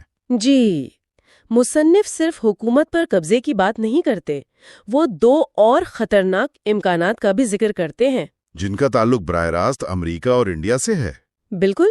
پہلا منظرنامہ ہے 9/11 ریڈکس، یعنی 9/11 جیسا ایک اور بڑا حملہ امریکہ کی سرزمین پر. اس کے مثال کے طور پر وہ 2010 میں فیصل شہزاد کی ٹائمز اسکوائر والی ناکام کوشش کا حوالہ دیتے ہیں، جس کی ذمہ داری پاکستانی طالبان نے قبول کی تھی. جی. مصنف سوال اٹھاتے ہیں کہ اگر وہ حملہ کامیاب ہو جاتا تو کیا ہوتا؟ ظاہر ہے امریکی حکومت پر عوام کا شدید دباؤ ہوتا کہ وہ پاکستان کے خلاف کوئی سخت کارروائی کرے. بالکل. لیکن جیسا ہم نے ابھی دیکھا، کوئی بھی فوجی آپشن، چاہے وہ قبائلی علاقوں میں ایک محدود آپریشن ہی کیوں نہ ہو، بہت خطرناک اور سیاسی طور پر پیچیدہ ہوگا. اور ایک بڑی فوجی کارروائی تو وہ تو مصنف کے الفاظ میں جہنم کا مشن، یعنی a mission from hell ہوگی.